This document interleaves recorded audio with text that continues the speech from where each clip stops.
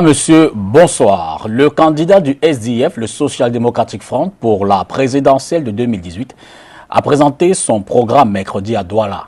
Intitulé « 24 mesures fortes pour 24 millions de rêves », il s'agit du projet de société qui sera soumis aux Camerounais le 7 octobre prochain parmi 8 autres candidats. Politique, économie, société, culture et sport, rien n'y échappe. Des réformes institutionnelles sont envisagées avec des conséquences socio-économiques attendues. Élu dans le cadre des primaires SDF le 24 février dernier, Joshua aussi, premier vice-président du SDF, originaire de Kumba dans le sud-ouest et député élu dans le littoral, est également vice-président de la commission des finances de l'Assemblée nationale. C'est la première fois qu'il vise la magistrature suprême alors que son parti a une histoire avec ce rendez-vous. Atouts et faiblesses de l'homme et de son projet, Joshua aussi est notre invité ce soir. Présent lors de la rencontre du comité exécutif national du SDF tenue ce matin même à Yaoundé, Joshua aussi est en ce moment en route pour ce studio. Des contingences ne lui ont pas permis d'être là à l'heure. Un cas de force majeure évidemment indépendant de sa volonté. Et nous l'aurons d'un moment à l'autre parce qu'on l'a eu au téléphone il y a quelques secondes seulement. Il sera donc là d'un moment à l'autre. Cela dit, je vous suggère de nous excuser pour ce léger retard, mais de prendre au moins deux rendez-vous, deux temps forts. Le comité exécutif national du NEC s'est donc réuni ce matin à Yaoundé. Je vous suggère de revenir sur le compte rendu de cette rencontre-là pour évidemment planter le décor de cette émission et comprendre sous quel angle, sous quel plan le SDF entend mettre cette campagne électorale. C'est un reportage de Olivier Boziqueux depuis Yaoundé. Le Social Democratic Front peaufine ses stratégies pour l'élection présidentielle du 7 octobre. Un jour après la présentation de son projet de société, Joshua aussi, le candidat du parti, a réuni les militants à Yaoundé avec pour objectif premier dresser le calendrier des descentes sur le terrain en vue de la campagne qui s'ouvre le 24 septembre prochain. Pour lui, le parti est prêt à affronter ce défi. Nous sommes prêts, nos responsables régionaux sont prêts, nous sommes sereins et nous sommes prêts à gouverner ce pays à partir du 8 octobre. Dans leur bataille contre Elections Cameroun, en ce qui concerne l'installation des bureaux de vote dans les casernes militaires, Joshua aussi et ses camarades n'entendent pas baisser les bras. Bien plus, ils militent pour la révision du code électoral avant le scrutin. Le SDF a un candidat à ces élections. Non seulement le SDF ira aux élections, mais le SDF gagnera. Nous apprenons que l'ECAM, avec la complicité du Premier ministre et certains responsables militaires, veulent changer la loi. Nous attendons donc que le gouvernement convoque l'Assemblée nationale. Mais si l'Assemblée nationale n'est pas convoquée pour changer le code électoral, nous irons à cette élection et nous la gagnerons. Cette réunion extraordinaire du comité exécutif national leur permettra en outre de tabler sur les contributions des militants pour l'élection, aussi de prendre des dispositions particulières en ce qui concerne les régions du nord-ouest et sud-ouest. Pour l'heure, le détail des résolutions de ce comité exécutif national réuni en rencontre extraordinaire ce matin à Yaoundé ne sont pas encore à la disposition de la presse, mais tout au plus, il faut retenir qu'il a été question de la mobilisation des présidents régionaux, le vote des Camerounais déplacés et réfugiés, ça c'est nouveau. Le SDF demande que les Camerounais déplacés, notamment des régions du nord-ouest et du sud-ouest, et ceux qui sont réfugiés du fait des difficultés sécuritaires qui sont observées dans cette région, le SDF demande donc que ces messieurs-là, ou du moins ces compatriotes-là, puissent voter.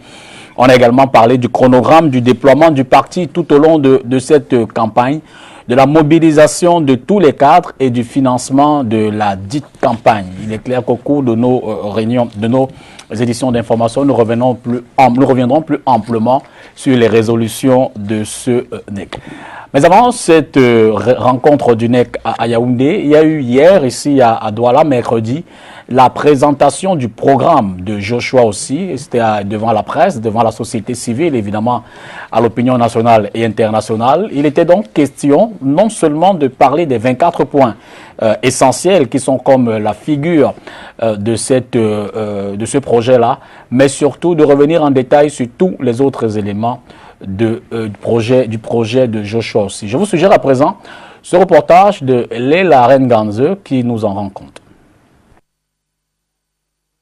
S'il est élu au soir du 7 octobre, Joshua Ossi, candidat à l'élection présidentielle au Cameroun, envisage la fermeture immédiate de l'ENAM.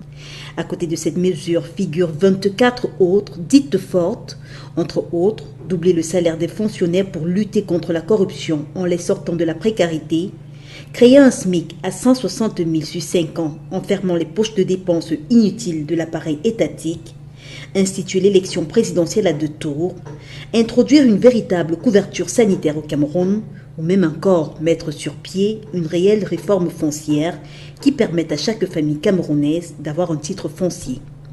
Le candidat du SDF a présenté ce jour à la presse son programme politique, économique et social. Conçu sur 48 pages, ce contrat avec les Camerounais est structuré en 6 paliers, allant de l'amélioration des conditions de vie des populations, la réinvention de la patrie, construction d'un Cameroun nouveau, la stimulation de la croissance en axant la politique sur les avantages compétitifs, la création d'un Cameroun en harmonie avec la diversité de notre culture et de notre environnement, promotion des arts et de la culture pour financer les manifestations culturelles et l'industrie de la culture, la construction d'un Cameroun pour vivre les rêves des uns et des autres en faisant la promotion de l'industrie, transformation des produits locaux, agricoles, forestiers et miniers. Et le 6e chantier que compte attaquer Joshua Ossi est la révolution numérique. Sur le plan fiscal, le natif du Sud-Ouest envisage la mise sur pied de 68 réformes budgétaires et fiscales pour mieux faire croître l'économie camerounaise. À en croire l'équipe du candidat Ossi, ce programme découle non seulement d'un ensemble d'observations, mais aussi de la participation de nombreux Camerounais à travers le site officiel du candidat. Le dit programme vise la construction d'un Cameroun nouveau, le sorti de l'abîme dans lequel il est plongé depuis 36 ans, en le remettant sur le chemin de l'unité dans la diversité et du progrès dans la solidarité. En d'autres termes, remettre le pouvoir au peuple pour qu'il prenne en main son destin. 24 mesures fortes pour 24 millions de Camerounais, ce sera certainement le leitmotiv de la campagne du SDF tout au long de cette période. Au cours de la rencontre présentation du projet de société de Joshua Ossi, il y a un élément qui a particulièrement attiré l'attention des participants. Il s'agit bien sûr de l'économie numérique. Joshua Ossi en fait l'un des points majeurs de sa campagne. Je vous suggère de prendre une des attitudes du candidat du SDF au cours de cette rencontre. Nous pensons qu'il faut arriver à l'ère, il faut s'arrimer à l'ère du numérique et donc dématérialiser complètement l'administration et toutes les procédures d'obtention des papiers. Aujourd'hui, dans un pays que je ne veux pas citer, mais qui m'inspire, et c'est un pays qui est loin derrière le Cameroun en termes de développement, vous avez devant les mairies les mêmes automates que vous avez devant les guichets, devant les bâtiments des banques, les guichets automatiques de monnaie. Seulement ici, vous mettez votre pièce de 500 francs, vous mettez votre identifiant unique qui est sur votre carte d'identité et on vous demande ce que vous voulez. Vous dites une copie d'acte de naissance, vous appuyez là et ça imprime et ça sort et vous rentrez chez vous en 2 minutes. Vous pouvez le faire 24 heures sur 24. Donc je pense que les autres pays nous ont montré la voie. Ce que je veux faire en 7 ans, c'est de les doubler.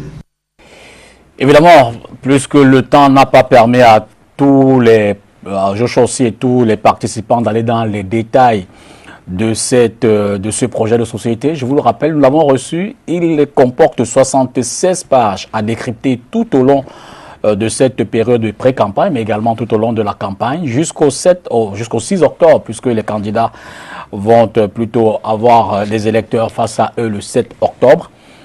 Nous avons eu dans la salle également de la présentation du projet de Joshua Ossi quelques réactions, quelques interrogations sur les points qui n'étaient pas suffisamment détaillés. Et je vous suggère de prendre 2 réactions de participants lors de cette rencontre ici à Douala. Je questionne davantage le palier économique de ce projet qui porte sur 3 mesures qui me paraissent en réalité contradictoires. Joshua Ossi parle de l'élévation du SMIC de 36 960 000. Il parle également de l'élévation du salaire des fonctionnaires, de doubler le salaire des fonctionnaires. Et il parle aussi de la suppression de l'ENAM. Or, vous savez bien que l'ENAM aujourd'hui, c'est le moule de formation des fonctionnaires qui ont, depuis des décennies, plombé la machine bureaucratique et en l'occurrence la machine administrative. On ne peut donc pas en même temps se décider à doubler le salaire des fonctionnaires et parallèlement à fermer immédiatement les NAM. C'est un paradoxe. C'est vrai qu'il fait savoir que il n'est pas en train de développer l'idée suivant laquelle les NAM aujourd'hui, ce sont les hommes qui font les NAM, mais ce ne sont pas les hommes qui font les NAM, mais c'est plutôt les NAM qui font les hommes. Mais moi je voudrais lui faire savoir qu'il y a un problème de mentalité qu'il semble occulter. Parce qu'en réalité, le problème de fond ici que Joshua aussi devrait attaquer, c'est celui de la réforme de la fonction publique camerounaise. La fonction publique camerounaise est plombée par un ensemble de mentalités rétrogrades au développement. Corruption, prévarication, népotisme, favoritisme, clientélisme. Bref, tous les tares sont notés dans la bureaucratie administrative. C'est la raison pour laquelle aujourd'hui la fonction publique est plombée et prise en tenaille par des individus qui sont mus par une logique consommatoire.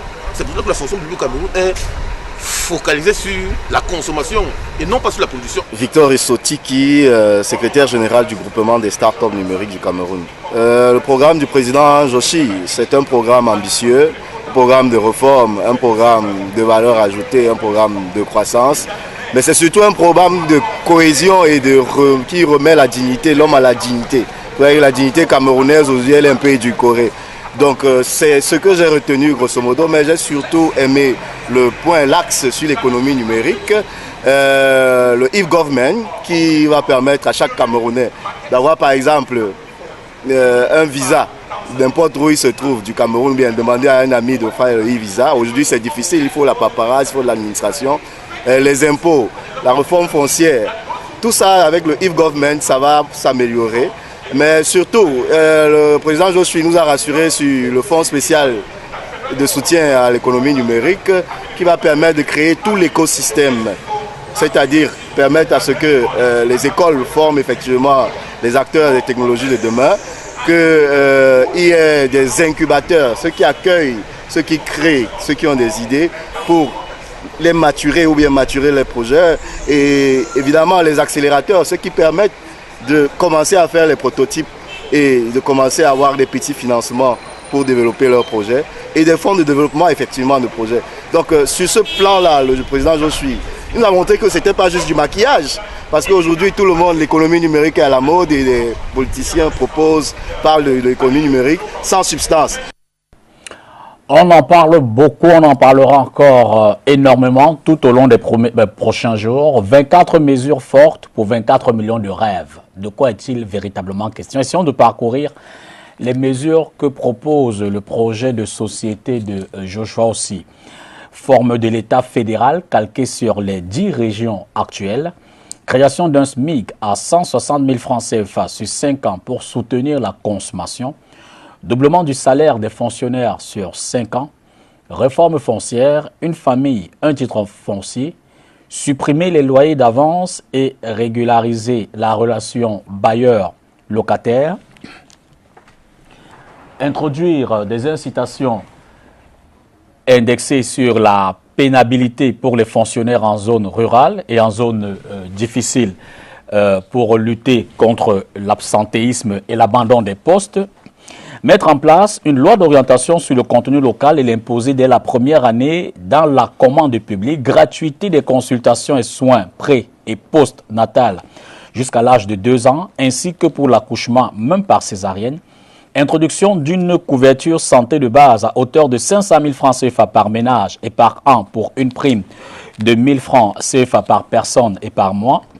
Introduction d'une bourse scolaire pour les enfants issus des ménages les plus défavorisés et la suppression de la scolarité dans les universités d'État et les grandes écoles. École gratuite et obligatoire jusqu'à la fin du cycle du secondaire. Programme éducation 2.0, développer les infrastructures et la capacité numérique pour transformer l'enseignement et l'éducation.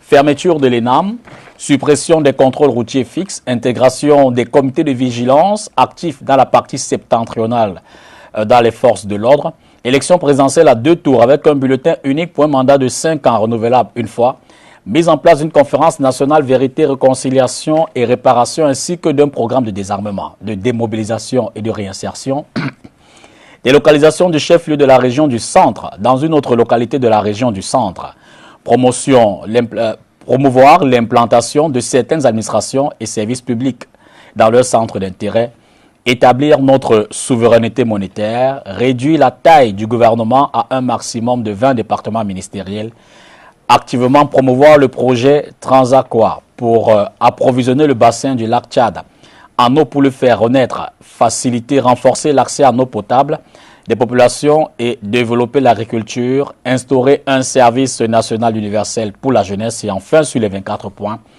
proposer la candidature du Cameroun pour la co-organisation avec d'autres pays d'Afrique subsaharienne de la Coupe du Monde 2030. Bonsoir Joshua Ossi. Bonsoir, bonsoir député. Merci de nous avoir rejoints dans ce studio. Merci, merci et bonsoir aux téléspectateurs. Ben pour vous prendre avec l'actualité, le NEC s'est réuni tout à l'heure. On n'en a pas encore les résolutions dans le détail. On a évoqué quelques points tout à l'heure avec les téléspectateurs qui ont été abordés. En quelques mots. Écoutez, je n'oserais pas en parler parce que j'ai dû partir en cours de chemin pour rattraper vos studios ici à Douala. Donc je ne suis pas resté jusqu'à la fin, donc je ne pense pas être qualifié pour pouvoir vous dire plus.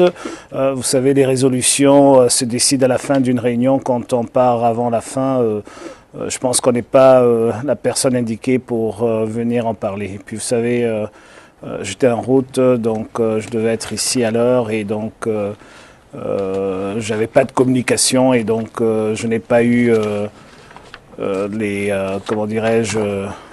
décisions finales ou les résolutions finales, mais je peux dire que la réunion on avait une très très bonne ambiance aujourd'hui à Yaoundé lors de cette réunion et les gens sont sereins, nous sommes prêts sur le terrain. Les scrutateurs sont identifiés. Nous avons assez de monde aujourd'hui déjà. Partout, le parti est organisé. Et le programme de bénévoles que nous avons mis sur pied pour cette élection bat son plein. Et donc, nous sommes assez contents des résultats à mi-chemin dans cette période préélectorale. Et je reprends la route demain matin. Vous aurez un scrutateur dans chaque bureau de vote. C'est ce que nous faisons. Maintenant, il peut avoir 1, 2, 3%. Vous savez, il peut avoir des malades, des loupés, etc. Vous savez aussi qu'on a des problèmes avec Elecam aujourd'hui qui semblent ne pas vouloir déplacer les bureaux de vote des casernes militaires, des commissariats de police et des chefferies.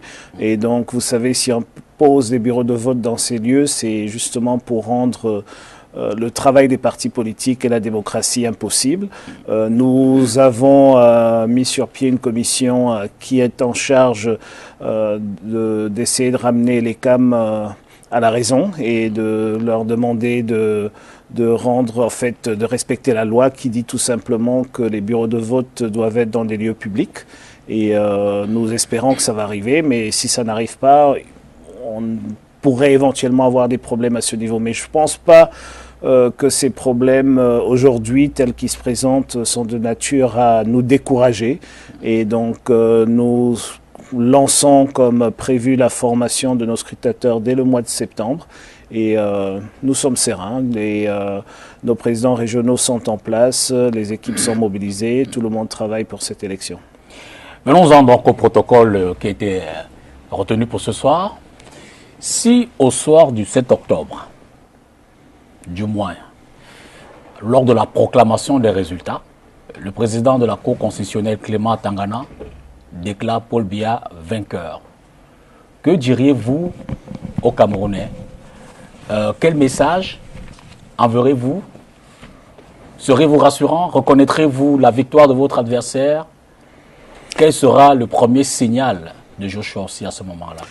Écoutez, je pense qu'au vu des sondages actuels qui ont été commandés par la présidence elle-même, il est donné perdant. Donc je me base sur le fait que si vous commandez vous-même un sondage et il vous donne perdant, c'est qu'il y a quand même des fortes chances que vous ne gagnez pas cette élection. Donc je me suis présenté à cette élection parce que je pense que, comme moi, la majorité des Camerounais veulent tourner la page, on veut libérer notre pays, on veut avancer et on veut arrêter de faire du surplace. Et donc, Je suis confiant au vu de ce que je vis sur le terrain, au vu du retour que je reçois, que les résultats seront positifs. Et ces résultats positifs vont nous permettre, et j'en suis presque certain, d'avoir un Conseil constitutionnel qui sera dans l'obligation de donner les résultats tels que voulus par le peuple camerounais. Et je ne vois pas pourquoi il devrait venir se prêter à un exercice de 92 où il y avait quelqu'un qui avait les mains liées quand il donnait les résultats. Donc je ne rentre même pas dans cette hypothèse-là en ce moment, parce que ça ne fait pas partie des considérations à l'ordre du jour. Nous travaillons pour la victoire, nous voulons consolider cette victoire, nous voulons la rendre la plus inclusive possible. C'est pour cela que nous pensons que cette victoire appartient à tous les Camerounaises et tous les Camerounais. Et donc, il n'est pas question aujourd'hui de commencer à penser à un plan C, à un plan D. Nous sommes dans le plan A, éventuellement il y aura un plan B, mais le plan C et D, je pense que c'est mal utiliser mon temps d'antenne d'en parler. Permettez-moi de vous dire que nous gérons le temps d'antenne. Je pourrais vous rassurer, on ira jusqu'à minuit, rattraper les quelques minutes qui nous ont séparés. C'était pas ça, c'était pas le temps, je veux dire. En termes d'accord. Voilà. Ben, pour revenir quand même, le SDF a-t-il un dispositif pour défendre le vote des électeurs et s'assurer que le résultat qui sera proclamé au soir du 7 octobre sera le résultat qui se rapproche le plus de la réalité des urnes? Je pense, premièrement, pour être clair, que le seul parti politique d'opposition capable d'avoir ce dispositif, c'est le SDF.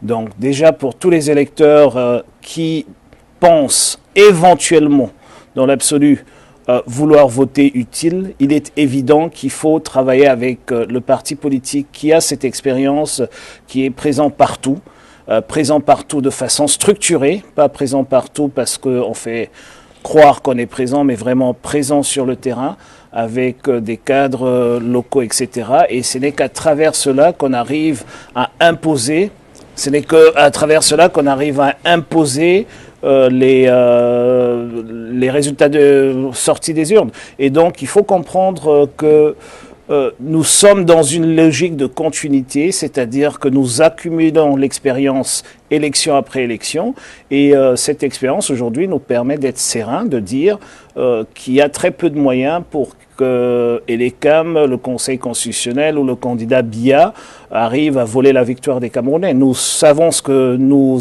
préparons. Je ne pense pas que le lieu est indiqué pour parler des stratégies que nous avons et qui sont là et qui sont prêtes pour être déployées si jamais il y a un hold-up électoral ou un coup d'État politique ce jour-là. Mais, encore une fois, je ne pars pas à cette élection avec une notion ou avec une pensée négative. Je ne pars pas à cette élection en mettant toute mon énergie pour le plan B, C, D et en oubliant le plan A. Je vais à cette élection avec le plan A, c'est-à-dire informer les Camerounais, demander aux Camerounais de faire des choix informés, demander aux Camerounais d'être des arbitres, de sanctionner la classe politique pendant cette élection-là et de voter surtout pour un nouveau départ, de voter surtout pour une rupture. Et je veux dire, aujourd'hui, le pays est en guerre. Aujourd'hui, il n'y a plus de travail. Aujourd'hui, la jeunesse est dans un désespoir indescriptible. Aujourd'hui, même la patrie n'existe plus véritablement. Et donc, il faut faire les choix qui s'imposent. Nous ne pouvons plus nous permettre de continuer pendant 7 ans avec cette situation-là. Et donc, moi, mon combat aujourd'hui, c'est de dire aux Camerounais que c'est possible.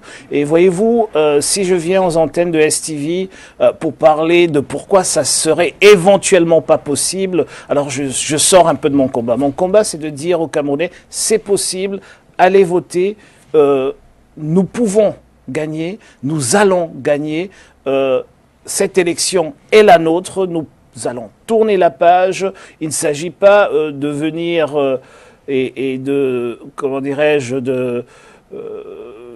d'avoir une certaine rancœur ou de vengeance ou d'autres choses. Nous allons nous occuper de tous ces... Donc vous êtes président pour les 7 prochaines années. Alors, élu le 7 octobre et évidemment investi selon les délais constitutionnels, quelle est la première mesure du président Joshua Ossi? Alors la première mesure, vous savez, les urgences, au fur et à mesure qu'on avance, quand on est dans un état de décrépitude tel que c'est le cas aujourd'hui au Cameroun, c'est un peu difficile. Mais la première évidente, c'est de rendre possible la déclaration des biens. Je pense qu'il faut être exemplaire, il faut être un président exemplaire, il faut pouvoir dire aux Camerounais qu'il n'y a pas d'exception, le président ne fait pas exception. Et donc il faut commencer par là. C'est je dirais pas une mesure forte, mais elle est symbolique et je pense que ça donnera le ton. Et à travers ce geste, tous ceux qui feront partie de mon gouvernement devront faire exactement la même chose et tous ceux qui se présenteront par la suite aux élections législatives, puisqu'il faudra recomposer le Parlement, seront obligés de passer par le même chemin. Donc je pense que c'est une mesure symbolique, mais une mesure forte, et c'est la première qu'on peut mettre sur pied avant d'avoir véritablement une équipe autour de soi pour toutes les autres mesures. Joshua Ossi, président, fera-t-il son bilan de santé, le rendra-t-il officiel? Les Camerounais seront-ils informés de comment... Alors, j'ai personnellement déposé en tant que député une proposition de loi pour la transparence dans l'information publique. Et je pense qu'il est important que les Camerounais soient informés de ce qui se passe avec leur président, avec leur gouvernement, avec les finances publiques, avec le Parlement, etc. Et donc, je serai un président pour le plus de transparence possible. Bien sûr, il y a un cercle de vie privée qu'il faut protéger. Je suis pour la protection de ce cercle-là. Mais au-delà de cela, si vous êtes président de la République, si vous êtes ministre de la République, il est important que votre bilan de santé, en tout cas la partie qui est communicable, soit communiquée pour qu'on évite d'être dans des situations où on a un président de la République qui multiplie les courts séjours privés à l'étranger. Puisque vous êtes dans les symboles, vous pourriez également le faire en tant que candidat du SDF. Ça montrerait peut-être l'exemple. Écoutez, malheureusement, en fait, oui, je peux le faire, il n'y a pas de problème, mais c'est même une très bonne idée que vous me donnez. Je peux peut-être, la prochaine fois que je passe à vos antennes, revenir avec un bulletin de santé. Mais vous savez, il ne s'agit pas de...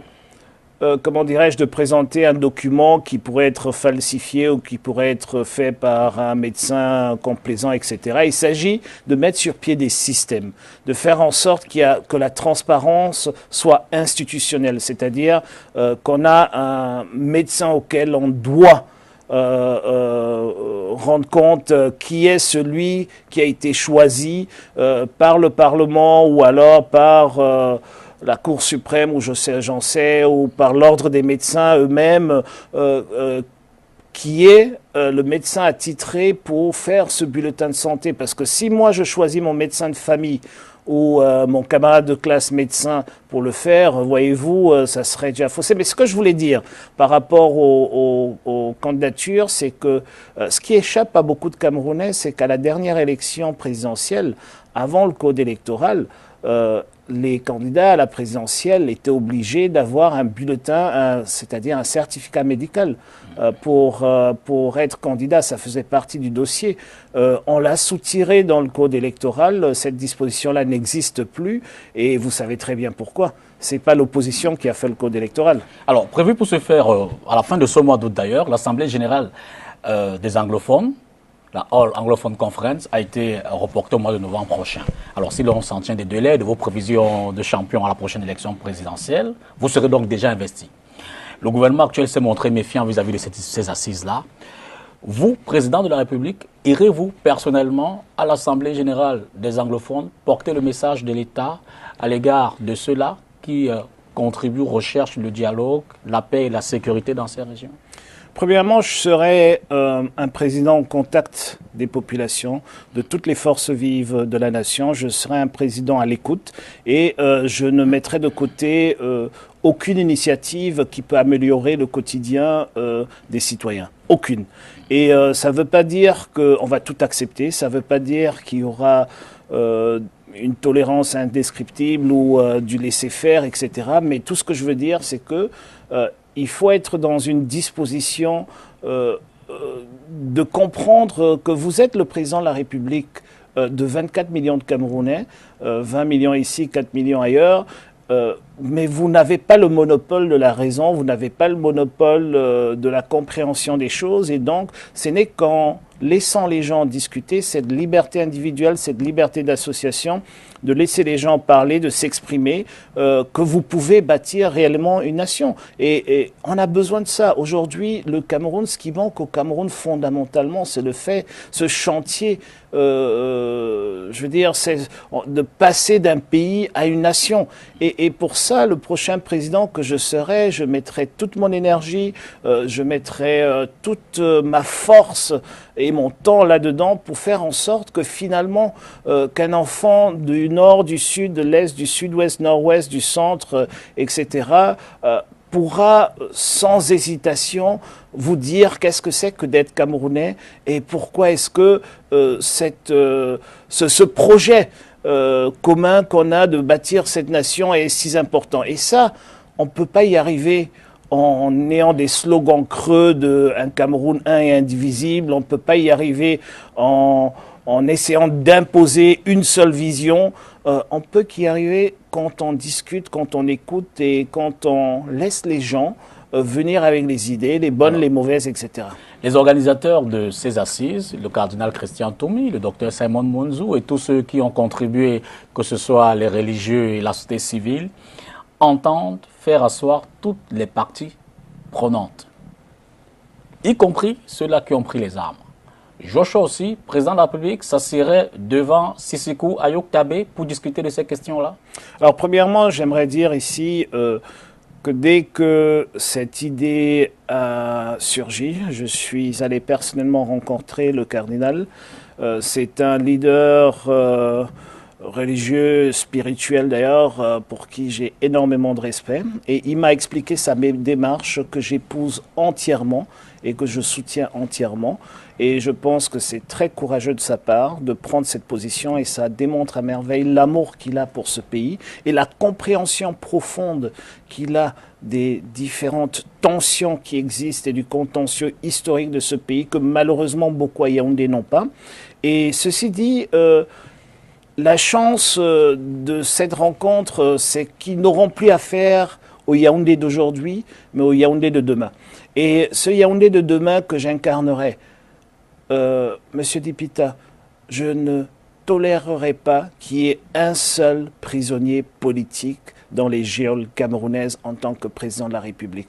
Et je viens en tant que candidat, je suis conscient que le problème que nous avons au sud-ouest et au nord-ouest est un problème fondamentalement politique et il doit être traité en tant que tel. Et donc s'il y a des individus qui n'ont pas pris les armes et qui sont en prison parce qu'ils n'ont pas pris les armes, parce qu'ils ont une opinion autre que celle de Yaoundé et parce qu'ils ont, je dirais, eu le courage de prendre, d'avoir un discours que Yaoundé ne veut pas écouter, c'est pas pour autant que leur place est en prison. Et la première des choses que je ferai pour pouvoir discuter avec eux, c'est de les libérer.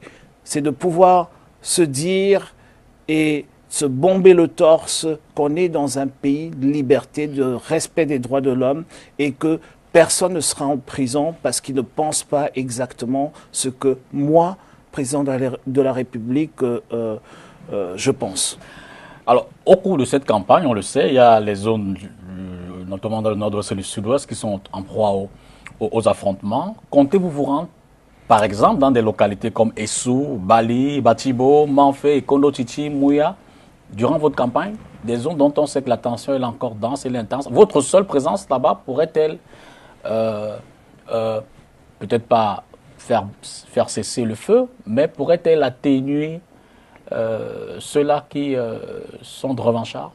Alors, oui, bien sûr. Je crois aujourd'hui, beaucoup de Camerounais de ce côté du Cameroun, dans le nord-ouest et le sud-ouest, et d'ailleurs les ressortissants originaires de ces deux régions qui se trouvent dans d'autres régions du Cameroun, sont conscients du fait qu'aujourd'hui, on a un choix le 7 octobre, soit d'élire un président de la République qui comprend le problème, qui comprend la crise actuelle dans ces deux régions et qui peut et veut et a la capacité d'apporter des solutions à cette crise-là, ou alors de rester dans la logique du statu quo et de l'enlacement de cette, je veux dire, de cette guerre civile. J'ai mal au cœur de le dire et c'est pour ça que je cherche des mots, mais il faut sortir de cette spirale de violence et il faut avoir le courage de le faire. Et aujourd'hui, le régime en place à Yaoundé est disqualifié pour apporter des solutions. Parce que vous ne pouvez pas être président de la République et déclarer la guerre à votre propre peuple. Comprenez? Et je ne dis pas par là que je soutiens ceux qui tirent sur des militaires ou ceux qui tirent sur des gendarmes. Loin de là. Mais je dis l'obligation ou alors la responsabilité de ramener de l'ordre, de sécuriser des zones et de faire cesser la violence est entre les mains du gouvernement. Vous ne pouvez pas, sous prétexte du fait que des individus qui sont à Douala, à Batibo Bali, au Moudeba, au Ngouti, ou Yaoundé, décident de prendre des armes, vous érigez en donneur, c'est-à-dire vous remplacez le système judiciaire par l'armée et essayez de faire, comment dirais-je, d'éteindre une idée avec la violence. Vous ne pouvez pas et vous n'avez pas le droit. C'est impossible de tuer une idée. Vous pouvez tuer les hommes qui la portent, mais vous ne pouvez pas tuer l'idée. Donc j'essaye juste de dire que je comprends cela, je comprends ce qui se passe, je comprends la frustration des autorités qui sont sur place, ainsi que des militaires et des policiers sur place qui ne comprennent pas pourquoi ils sont dans cette logique-là, dans ces deux zones-là. Je comprends les populations qui sont victimes de cette violence et c'est pour ces populations-là que je pense qu'il faut absolument intervenir et avec urgence et aller voter le 7 octobre pour mettre fin à cette guerre-là, parce que l'immense majorité des populations du Nord-Ouest et du Sud-Est sont victimes d'une situation et le gouvernement l'a démontré. Ce sont des punitions punitives qui sont la règle et pas l'exception. J'en veux pour preuve le fait qu'on bloque Internet pour 2 régions pendant une centaine de jours démontre à merveille la logique du gouvernement. À l'état actuel, quelle est la solution que vous suggérez face à cette situation d'insécurité? Et en face de l'armée camerounaise, les individus qui ont certes des revendications, elles sont politiques, elles sont sociales, elles sont tout ce qu'elles sont, mais il y en a qui ont des armes. Quelle est la solution immédiate que vous proposez ce soir au gouvernement pour que... Écoutez, M. Dipeta, je ne viens pas vous voir pour proposer des solutions à un gouvernement qu'une partie des Camerounais considère comme étant même à la source du problème. Quelle est la solution que vous mettez en place pour la recherche? Voilà la bonne question. Et vous avez une partie de cela dans mon programme. Il faut avoir le courage de parler à ces gens. Il faut avoir le courage de renvoyer l'armée dans les casernes. L'armée n'a rien à faire dans le règlement d'un conflit politique si ce conflit aujourd'hui est armé. C'est pas parce que des gens ont déclenché une guerre, c'est parce qu'il y a eu une répression lors des manifestations et il y a eu des morts. Et aujourd'hui, nous sommes dans une situation, malheureusement, d'une spirale de violence où le gouvernement n'a plus le courage de se retirer. Et pourquoi est-ce qu'ils n'ont plus le courage de se retirer? Parce qu'ils ne veulent pas perdre la face. Et c'est pour cela qu'il faut un nouveau président qui arrive et qui fait cesser le fait que des gens tirent sur nos gendarmes, des gens tirent sur nos policiers, qu'on égorge nos militaires, qu'on arrête avec tout cela. Et pour arrêter cela, il faut faire le premier pas. Il ne faut pas être tolérant. Il ne faut pas y aller en croyant qu'en face, on va trouver des saints. Non, ce n'est pas ce que je dis. Mais si vous voulez que ça s'arrête, il faut bien parler. En Irlande, on a parlé avec les sécessionnistes. Dans tous les pays du monde, même en France, on a parlé avec tous ceux qui étaient dans l'ETA, etc. En Espagne, la même chose. En Italie, la même chose. Pourquoi pas au Cameroun? On doit avoir un gouvernement qui a le courage de parler à ces gens. Déjà, de retirer les troupes qui sont sur le terrain et de donner 24 heures aux autres de se désarmer et de leur donner une opportunité de se désarmer. C'est pour ça que dans mon programme, je propose ce qui se passe déjà dans l'extrême nord, en partie avec les combattants de Boko Haram, qu'on introduit de façon officielle un programme de désarmement et de réinsertion. C'est nécessaire, on ne peut pas l'éviter, on ne peut pas faire l'économie de cela, qu'on le veuille ou pas. On est dans une situation où des innocents meurent tous les jours des deux côtés. Et donc c'est pour ça qu'il faut un président courageux, un président qui peut imposer une vision et qui n'a pas peur de mettre la vie humaine au-devant des intérêts, je dirais, égoïstes, des égos personnels, etc., où on essaye de se dire et de se bomber la poitrine que j'ai écrasé, j'ai maté la rébellion. Ce n'est pas Alors, si vous êtes élu, il faut construire. Quel délai vous donnez-vous pour résoudre cette crise? Et concrètement, quelles sont les mesures que vous prenez pour cela?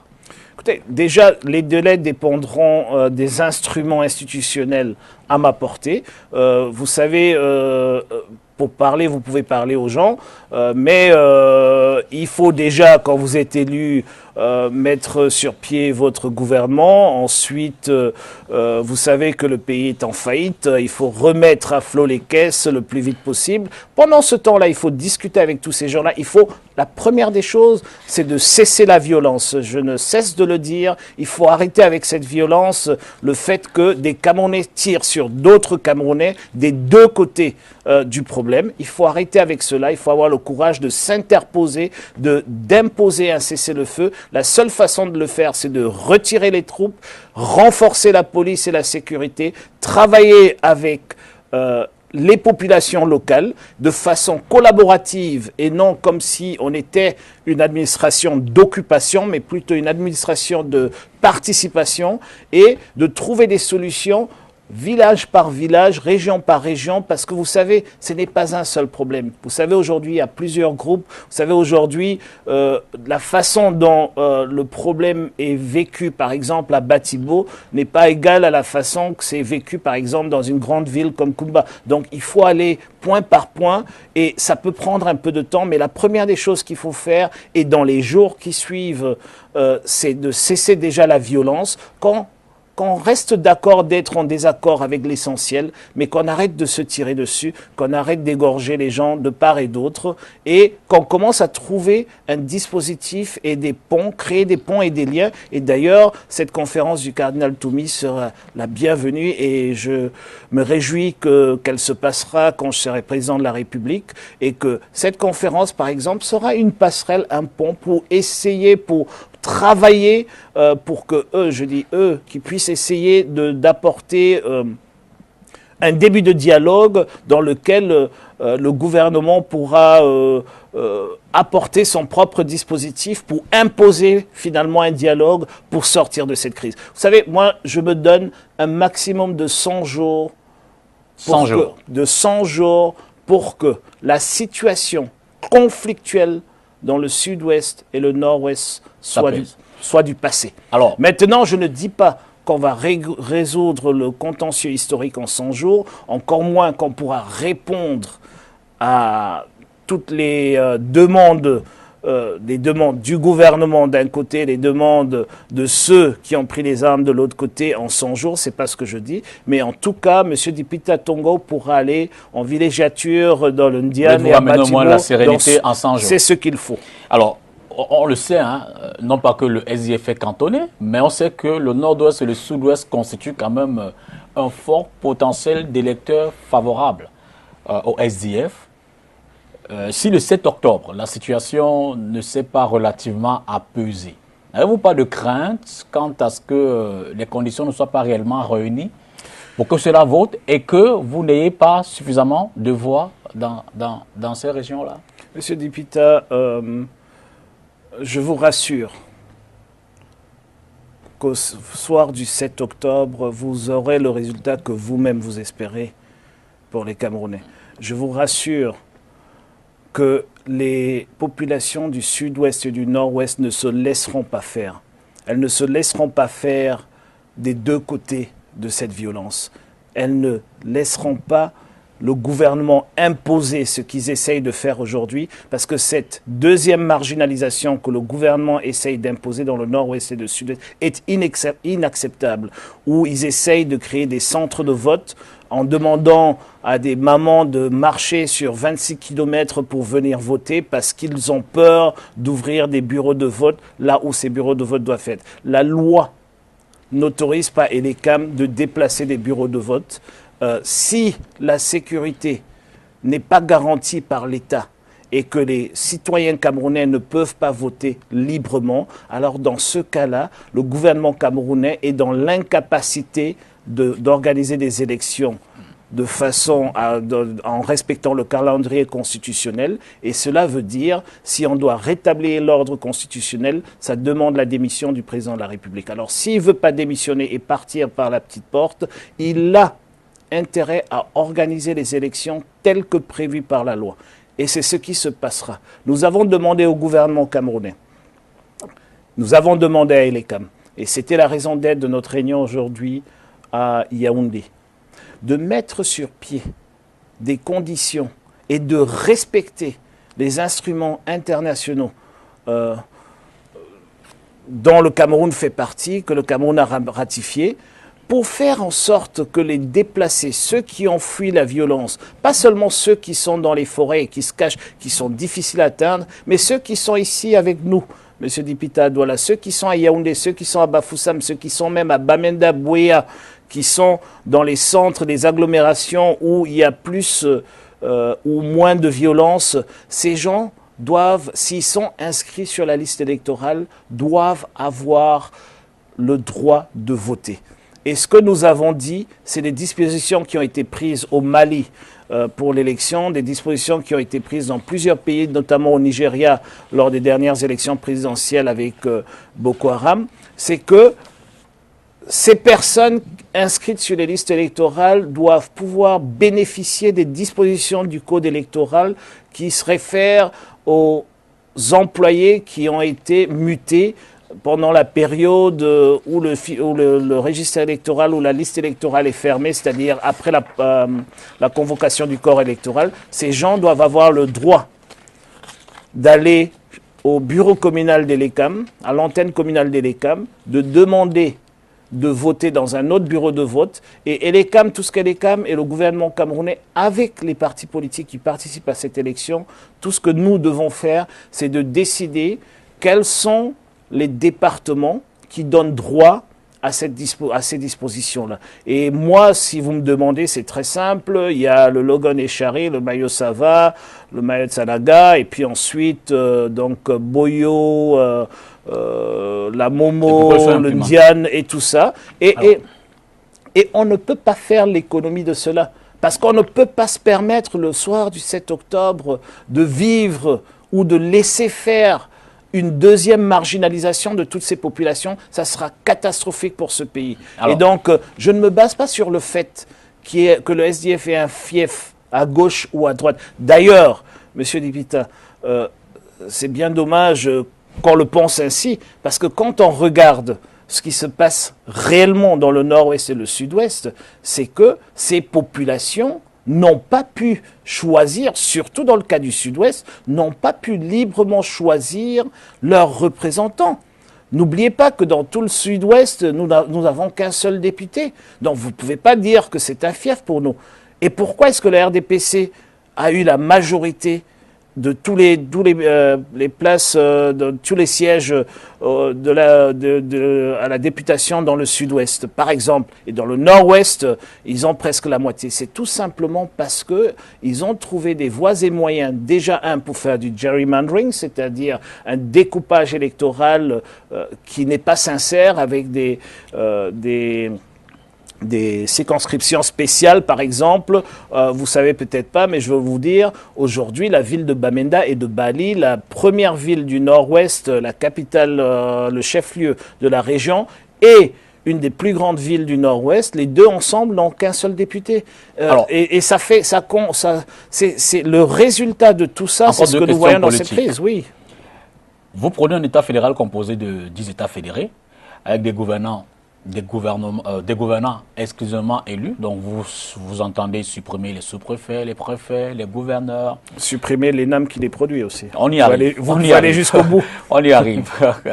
Alors, dans ces conditions, comment comptez-vous assurer la sécurité des personnes, des biens, tout le travail que ces autorités consentent au quotidien, comment ça se remplace? Écoutez, le monopole du service public n'est pas entre les mains des gens nommés.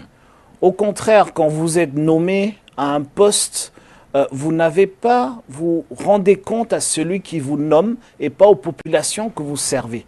Et c'est pour cela que vous voyez aujourd'hui, quand le président de la République ou un ministre, etc., arrive quelque part, quel que soit le lieu, tout s'arrête. Parce que c'est le véritable propriétaire du pouvoir qui arrive. Mais c'est l'inverse qui doit se passer au quotidien. Ces gens doivent être au service des populations et pas l'inverse, pas au service des élites. Et c'est ce que nous voulons inverser. Et aujourd'hui, en 90, comme le parti auquel j'appartiens a été créé, ce parti a été clair. L'objectif, c'est de remettre le pouvoir au peuple. Remettre ce pouvoir au peuple ne peut que passer par des dispositions fédérales. Nous avons une préférence pour un État autour des contours des 10 régions aujourd'hui, parce que vous savez, le changement est difficile à, comment dirais-je, à manager, c'est-à-dire il y a toute une partie pédagogique d'accompagnement, de mesures d'accompagnement, etc. Donc c'est beaucoup plus simple de garder les dispositions et les contours de l'administration actuelle et de sortir comment dirais-je, de sortir tous ceux qui sont nommés, donc les préfets, les sous-préfets, les délégués du gouvernement et les gouverneurs et tout ça de l'équation, et d'instaurer plutôt des gens qui sont élus et qui représentent véritablement les aspirations des populations. Vous savez, aujourd'hui, quand vous êtes un administrateur quelque part, comme par exemple n'importe où, dans un village, dans une circonscription quelconque au Cameroun, vous n'allez pas aux réunions des gens de cette contrée-là. Si vous êtes un préfet, par exemple, originaire, je ne sais pas moi, du Mayo-Louti, pour dire comme ça, et que vous êtes actif dans les Bamboutos, vous irez plutôt aux réunions des élites du Mayo-Louti dans cette contrée et pas dans les réunions de développement des Bamboutos. Et même quand vous y allez, c'est en tant que préfet, mais pas en tant que citoyen qui veut véritablement que ça avance. Alors, la dernière question, et ça permettra de faire d'ailleurs la transition sur les sujets économiques, parce qu'on va sortir de la politique, des enjeux purement politiques. Joshua aussi, président, évidemment, vous faites un État fédéral, une république fédérale à 10 États. Quelles sont les institutions que vous supprimez? Quelles sont les institutions qui viennent dans cette nouvelle république? Et qu'est-ce que ça coûte? Qu'est-ce qu'on gagne? Qu'est-ce qu'on économise? Et comment ça se redéploie? Écoutez, le redéploiement, c'est le mot-clé. Donc, il est difficile aujourd'hui de chiffrer exactement ce qu'on gagne. Ce qui est certain, avec tout le travail qu'on a fait, on gagne beaucoup. Mais le but de ces gains, c'est de le redéployer, c'est de donner plus de moyens aux communes, plus de moyens aux régions, telles qu'elles sont aujourd'hui, de pousser vers un développement local véritablement inclusif, c'est-à-dire dicté par ceux qui vivent les difficultés sur le terrain au quotidien et non par des gens qui sont dans des bureaux climatisés à Yaoundé.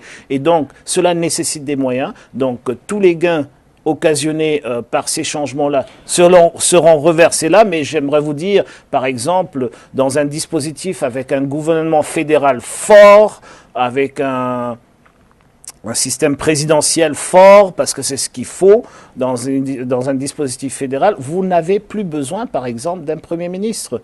Okay, et donc, vous savez, aujourd'hui, le budget du Premier ministère, c'est 15 milliards. Aujourd'hui, au Cameroun, avec un dispositif, le dispositif que nous nous présentons, on n'aura plus besoin du Sénat, par exemple. C'est encore une fois 15 milliards que nous aurez un président. Vous aurez un président. Vous avez déjà un président aujourd'hui, mais vous aurez un président qui n'est pas le président de chaque commune et de chaque quartier, mais qui est le président véritable de la République et qui n'a plus besoin d'un budget de 49 milliards, mais qui pourrait se contenter de 10% de ce budget pour fonctionner. Vous multipliez les gouvernements locaux?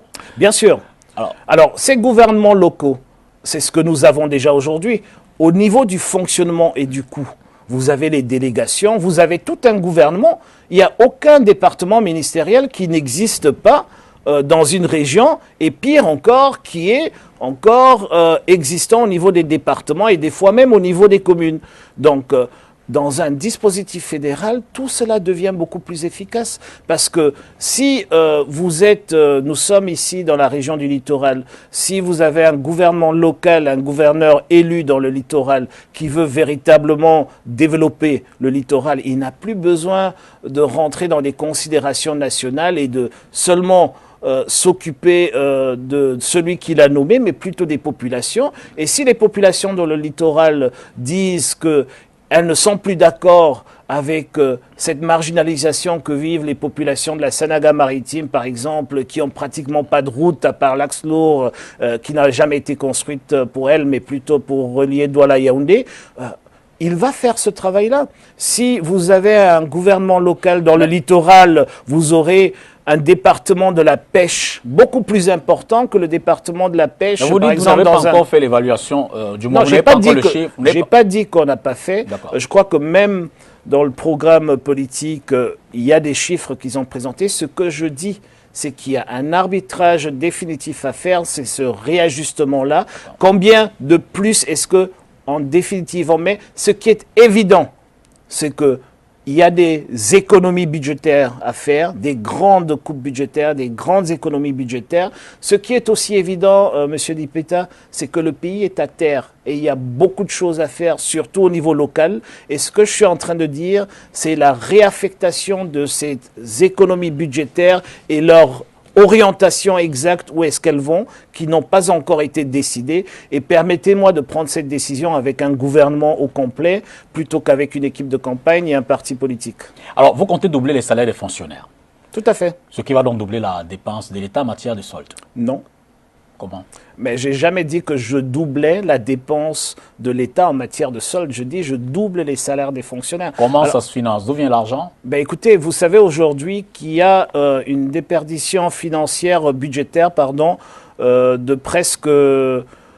Alors si je m'en tiens aux chiffres qui sont publiés, nous sommes presque à 35% sur toutes les poches qui peuvent être économisées autour des frais généraux, autour de toute cette chaîne de rente autour des fonctionnaires qui existent, parce que le gouvernement lui-même, il sait que les fonctionnaires sont dans l'incapacité de vivre avec les salaires qu'ils ont aujourd'hui. Monsieur Dipeta, aujourd'hui, vous avez besoin d'une fonction publique efficace. Vous avez besoin de gens qui peuvent travailler avec motivation. Vous avez besoin de mettre fin à la corruption. Vous ne pouvez pas le faire quand vous avez des fonctionnaires qui n'arrivent pas à aller à l'hôpital. Vous ne pouvez pas le faire quand vous avez des fonctionnaires qui n'arrivent pas à envoyer leurs enfants à l'école. Et donc, nous avons un plan pour ne pas revenir où ils étaient en 1994 quand ils ont perdu 70% de leur salaire, mais au moins de faire la moitié de cette perte, d'arriver à doubler ses salaires. Le Cameroun est un pays qui a les moyens de le faire. Je vous ai dit, par exemple, je ne comprends pas aujourd'hui qu'on ait besoin d'une présidence de la République avec un budget à 50 milliards de francs par an. Je ne comprends pas pourquoi on a, par exemple, des dépenses communes de 250 milliards de francs qui ne veulent absolument rien dire. Je ne comprends pas non plus les priorités budgétaires que ce gouvernement a. Et je vous dis, si, par exemple, le travail que nous avons fait au niveau du groupe parlementaire du SDF entre 2009, 10 et 11, le montant qui a été alloué à toutes ces, je vais les appeler, futilités budgétaires qui sont mises en place tout simplement pour compenser le manque à gagner des fonctionnaires. Et le drame, c'est que ce n'est qu'une élite des fonctionnaires qui bénéficient de cet argent ont représenté 792 milliards sur 3 années, certes, mais c'est pas rien. Donc, l'argent existe, il suffit d'assainir les finances publiques, il suffit de ramener du sérieux sur le fichier solde. Je ne veux pas commenter ce que le ministre des Finances a dit aux Camerounais dernièrement avec l'assainissement du fichier solde de l'État et le comptage des fonctionnaires, mais je trouve quand même que une fonction publique à 300 000 fonctionnaires, c'est une petite entreprise à l'échelle des multinationales, parce qu'en moyenne, une grande multinationale a 500 000 employés, mais il n'y a aucune multinationale qui va aller compter ses employés ou qui ne sait pas combien d'employés elle a, combien d'employés... où sont ses employés, elle n'arrive pas à contrôler les absents, elle n'arrive pas à contrôler... Non, il faut remettre du sérieux dans tout cela. En remettant du sérieux dans tout cela, vous aurez les bons chiffres, vous vous rendrez compte, Monsieur Dipita, qu'on a la capacité de doubler les salaires des fonctionnaires et c'est pour cela qu'on se donne 5 ans pour y arriver. Et il faut aussi comprendre que les autres mesures que nous proposons apporteront de la croissance économique, apporteront des gains ou des économies budgétaires, apporteront de l'efficacité fiscale qui nous permettra d'élargir l'assiette fiscale, donc d'avoir moins de pression fiscale sur les Camerounais, sur les entrepreneurs camerounais, mais plus d'argent, plus de recettes à la fin de la journée, et faire en sorte qu'avec tout cet argent, qu'on arrive à remettre l'homme au centre, qu'on arrive à humaniser notre État, notre gouvernement, remettre l'homme au centre et se dire qu'un pays ne peut pas fonctionner ne devrait même pas exister à travers une fonction publique qui n'arrive pas à vivre. Et c'est exactement la même chose dans l'agriculture. Aujourd'hui, nous avons des agriculteurs qui nourrissent une nation, mais qui eux-mêmes n'arrivent pas à se nourrir. Et il faut mettre fin à cela. Alors le gouvernement, lui, en ce moment, s'appuie sur le document de stratégie pour la croissance et l'emploi. Évidemment, qui vise un BIP un peu équitable aux pays émergents. Vous arrivez, vous le mettez de côté. Quelle est la stratégie pour retrouver la croissance, pour relancer ou peut-être mieux satisfaire et répondre aux besoins des Camerounais? Ben écoutez, premièrement, il faut comprendre que le DSCE a été mis sur pied par injonction. Ce n'était pas une volonté du gouvernement camerounais d'y arriver. Il ne faut pas nous raconter tout et n'importe quoi non plus. Okay? Donc il y a des institutions financières internationales qui ont demandé au gouvernement camerounais d'avoir une boussole. Monsieur Dipita, quand vous faites un devoir forcé comme celui-là, vous mettez les chiffres, vous déposez un document qui va dans le sens de ce que ces autorités internationales veulent et pas ce que les Camerounais veulent. Et c'est pour cela que le DSCE est en déphasage total avec les réalités camerounaises. J'en veux pour preuve, depuis qu'il existe, depuis qu'il est appliqué, les Camerounais ne vivent pas mieux. On n'a pas pu relever les salaires des Camerounais. On n'a pas pu toucher au salaire minimum au Cameroun. On n'a pas pu améliorer l'infrastructure. Nos routes se dégradent tout autant, etc., etc. Si ce document fonctionnait, on devrait le ressentir. On devrait dire, avant ce document, on allait un peu n'importe où. Aujourd'hui, on arrive à trouver du travail décent, on arrive à avoir des autoroutes, on ne nous coupe plus l'eau, l'électricité est devenue moins chère, etc. Mais tout ça n'existe pas.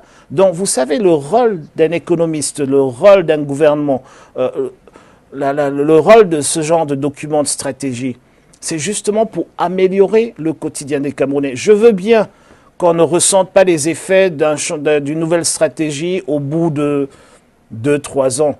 Mais si au bout de 10 ans, 12 ans, il n'y a toujours pas de perception d'une amélioration du quotidien de vos populations, vous avez un problème. Et vous savez, c'est pour cela que nous sommes en démocratie, c'est pour cela que le SDF s'est battu pour qu'il y ait une démocratie dans ce pays, pour que quand une stratégie d'un gouvernement échoue, que la population utilise l'élection pour sanctionner ce gouvernement-là et essayer autre chose. Alors, le Cameroun, vous le savez, est récemment retourné au FMI dans un contexte d'insécurité, d'explosion de la dette publique. Quel est votre plan d'action pour réduire le poids de la dette sur les générations à venir? Il y a une chose qui est je dirais, indiscutable, que même un enfant de la maternelle comprend, mais que le gouvernement camerounais essaye de présenter sous, je dirais, un prisme un peu utopique de ce que tout le monde comprend. C'est que quand vous signez avec le FMI, c'est pas parce que vous vous êtes appauvri, c'est parce que vous n'arrivez pas à gérer la richesse que vous avez. Et donc, nous ne sommes pas au FMI parce que nous sommes plus pauvres qu'hier. Nous sommes au FMI parce que le FMI reconnaît et le gouvernement camerounais concède le fait que ce gouvernement est incapable de mener des réformes budgétaires nécessaires pour pouvoir arrimer le pays durablement sur la croissance. Et donc, pour sortir du FMI, soit les populations payent le prix et retroussent les manches, ou alors les populations chassent le gouvernement qui nous ont mis dans le FMI, mettent en place des gens qui sont courageux, qui sont capables, qui comprennent l'environnement d'aujourd'hui, qui ont une vision économique. Il n'en pas que la dette reste. Comment on en sort? Nous ne sommes pas surendettés, M. Dipita. Nous sommes mal endettés. Okay, le ratio prudentiel de la CEMAC, on est loin de l'atteindre aujourd'hui. Mais ce que nous avons fait, c'est nous sommes gérés par des gens qui sont à la limite des kleptomanes et qui ont fait, qui nous ont présenté des chiffres qui ne veulent absolument rien dire. Et quand le FMI a vu ce qui s'est passé, ils se sont dit « Allez, stop ». Vous savez, la vérité ne ment pas. En décembre, je ne sais plus de quelle année que c'était, quand on a signé avec le FMI, quand il y a eu la réunion de crise et d'urgence avec M. Biya, ICPR de la CEMAC à Yaoundé, nous étions au bord du précipice. On était devant la porte de la dévaluation. Il ne faut pas qu'on nous dise ce qui n'est... Voilà ce qui se passait. Au mois de janvier, on passait à une deuxième crise économique majeure. Et ce n'est pas parce que le Cameroun a produit moins de bois, que le Cameroun a produit moins de cacao. Au contraire, ce qui s'est passé, c'est que le Cameroun a consommé plus de champagne, le Cameroun a consommé plus de voitures de luxe, etc., etc. Voilà ce qui s'est passé. Voilà pourquoi on a une balance commerciale négative. Voilà pourquoi est-ce qu'on a voilà pourquoi on a des tensions budgétaires, parce qu'on investit l'argent des Camerounais, la dette des Camerounais, pardon, dans des projets qui n'arrivent, premièrement, pas à aboutir, et deuxièmement, qui, pour la plupart, sont des projets non productifs. Et voilà le problème que nous avons. Alors, quand vous avez un barrage hydroélectrique comme celui de Mékine, M. Dipita, sur lequel nous savons tous, il ne faut pas aller à l'école pour savoir qu'un mégawatt coûte en moyenne 1 milliard de francs à construire au Cameroun. C'est très cher parce que dans d'autres pays, c'est beaucoup moins. Mais concédons le fait que, OK, on accepte le Cameroun, ça coûte cher, il y a plein de gens à satisfaire, il y a de la corruption, donc ça coûte 1 milliard le mégawatt. Nous nous retrouvons dans une situation aujourd'hui avec un barrage qui est censé donner 15 mégawatts, qui est construit dans le département du président de la République, ça veut dire qu'ils n'ont même pas peur du président, qui aujourd'hui, avec les avenants, coûte aux contribuables près de 90 milliards de francs, donc pratiquement 6 fois plus que le prix initial, qui n'a pas encore été livré, alors qu'il, je crois, 8 ou 9 ans après son démarrage, entre 7 et 9 ans, je n'ai pas les chiffres exacts, mais qui aurait dû être livré en 4 ans. Qu'est-ce que ça veut dire? Ça veut dire que les Camerounais sont en train de payer une dette pour quelque chose qui ne leur donne, ne produit rien. Pas encore, ne produit rien. Tout ce que ce barrage a fait jusqu'à présent, c'est inonder tous les villages. Quelle est la solution pour vous suggérer? Écoutez, il faut assainir. Il faut avoir le courage de la rupture. Il faut avoir un nouveau gouvernement. Il faut avoir des jeunes à Yaoundé qui ont le courage d'arrimer ce pays sur la voie de la modernité. Et la modernité, ce n'est pas seulement en smartphone, c'est pas seulement en costume. La modernité, c'est aussi dans la façon de penser notre avenir, la façon de gouverner, la façon de mener les projets. Il est quand même inconcevable qu'on a un gouvernement fait de 300 000 fonctionnaires qui sont incapables de mener des projets à leur maturation. C'est quand même inconcevable. Pourquoi est-ce qu'on a tout ce gouvernement? Et voilà où il faut travailler. Voilà où il faut aller créer cette rupture-là. Voilà où il faut aller, comme on dit, nettoyer la cour pour faire en sorte que et au regard de tous ces aléas, quelles sont les relations que vous entendez entretenir avec les institutions de Bretton Woods, par exemple? Écoutez, les institutions de Bretton Woods sont des partenaires. On peut pas, ce ne sont pas nos ennemis. Pour le peuple camerounais, je dis encore, heureusement qu'ils existent, parce que s'ils n'existaient pas, on serait peut-être dans la situation du Zimbabwe aujourd'hui au Cameroun. Donc, ces institutions sont des institutions avec lesquelles on peut travailler, mais si vous n'avez pas le gouvernement pour travailler avec ces institutions-là, vous ne pouvez pas y arriver. Je ne dis pas que c'est... il faut avoir une relation perpétuelle avec ces institutions, mais au cas où il y a comment dirais-je, il y a un choc économique majeur, comme je sais pas quoi, et qu'on a besoin d'aller vers eux, il faut pas avoir peur d'y aller. Non, je dis aujourd'hui, le Cameroun n'est pas surendetté, il est mal endetté. C'est ça le problème que nous avons. Vous savez, le Cameroun, ce que les gens doivent aussi comprendre, c'est que le Cameroun rembourse sa dette en devises. Et quand vous regardez le poids de la dette, déjà il y a une très très mauvaise dette qui ne devrait pas exister, c'est la dette domestique, la dette intérieure, qui est une dette que j'appelle une dette conjoncturelle ou une dette structurelle inutile, parce qu'il faut payer les entrepreneurs camerounais, il faut payer la commande publique à temps, il ne faut pas créer cette tension de trésorerie inutile qui crée d'autres problèmes par la suite, parce que vous savez, c'est ça le cercle vicieux dans lequel nous sommes. Vous commandez des choses chez les entrepreneurs camerounais, des ponts, des routes, des classes, tout cela, vous ne payez pas. Ces gens ne peuvent pas payer leurs impôts, les impôts les ferment, les employés de ces entreprises perdent leur travail et deviennent des problèmes sociaux pour ce même gouvernement-là, et on entre dans un cercle vicieux qu'il faut briser. Et donc il faut avoir le courage de sortir de là. Nous importons aujourd'hui des denrées de première nécessité complètement inutiles.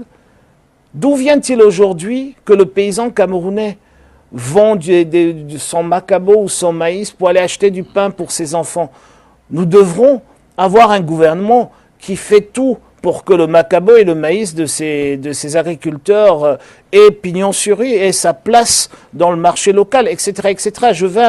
Je saute un peu dans tous les sens, mais ce que j'essaye de dire, c'est que le chantier de la gouvernance financière est vaste et il y a beaucoup de poches d'économie disponibles. Il faut une bonne gouvernance, et une bonne gouvernance ne peut pas arriver avec les mêmes qui nous ont amenés dans la gabégie dans laquelle nous sommes aujourd'hui. Nous ne sommes pas un pays pauvre, nous sommes mal gérés, nous ne sommes pas un pays surendetté, nous avons une mauvaise dette, et quand on a une mauvaise dette et on est mal géré, les Camerounais ont le 7 octobre l'occasion de changer cela et d'aller voter pour des jeunes, des gens qui comprennent l'économie, des gens qui sont ancrés dans la modernité et qui peuvent faire sortir notre pays, nos enfants, parce que, in fine, ce sont nos enfants qui payent ces mauvaises dettes-là, qui vont payer ces mauvaises dettes-là, Alors, sortir de ce... Vous préconisez un SMIC à 160 000 francs, bien sûr, dans votre programme. Bien sûr, sur 5 ans. Sur 5 ans. Tout à fait. Vous pouvez mieux expliquer sur 5 ans? Ben, vous ne pouvez pas arriver à Yaoundé, je ne sais pas moi, le 6 novembre, le 10 novembre, le 3 novembre, et le 4... changer le salaire minimum. Déjà, c'est tout un processus. Et donc, ce que j'avais proposé dans ma proposition de loi que le RDPC avait bloqué il y a 4 ans à l'Assemblée nationale, c'est tout simple, c'est d'aller pas par pas. Okay? Aujourd'hui, Monsieur Dipita et les téléspectateurs qui nous regardent, je doute fort qu'il y ait une seule famille camerounaise qui ait envie que son fils ou sa fille aille travailler pour moins de 150 000. Okay? Donc, il faut se donner les moyens et le courage de relever le bas. Il ne s'agit pas de d'assécher les entreprises qui ont des employés qui ne gagnent pas beaucoup. Il s'agit de créer de la consommation. Parce que ces mêmes entreprises vont vendre plus parce que finalement, les Camerounaises et les Camerounais, les travailleurs camerounais auront plus d'argent. Et vous savez ce que ça crée? Ça crée de l'emploi.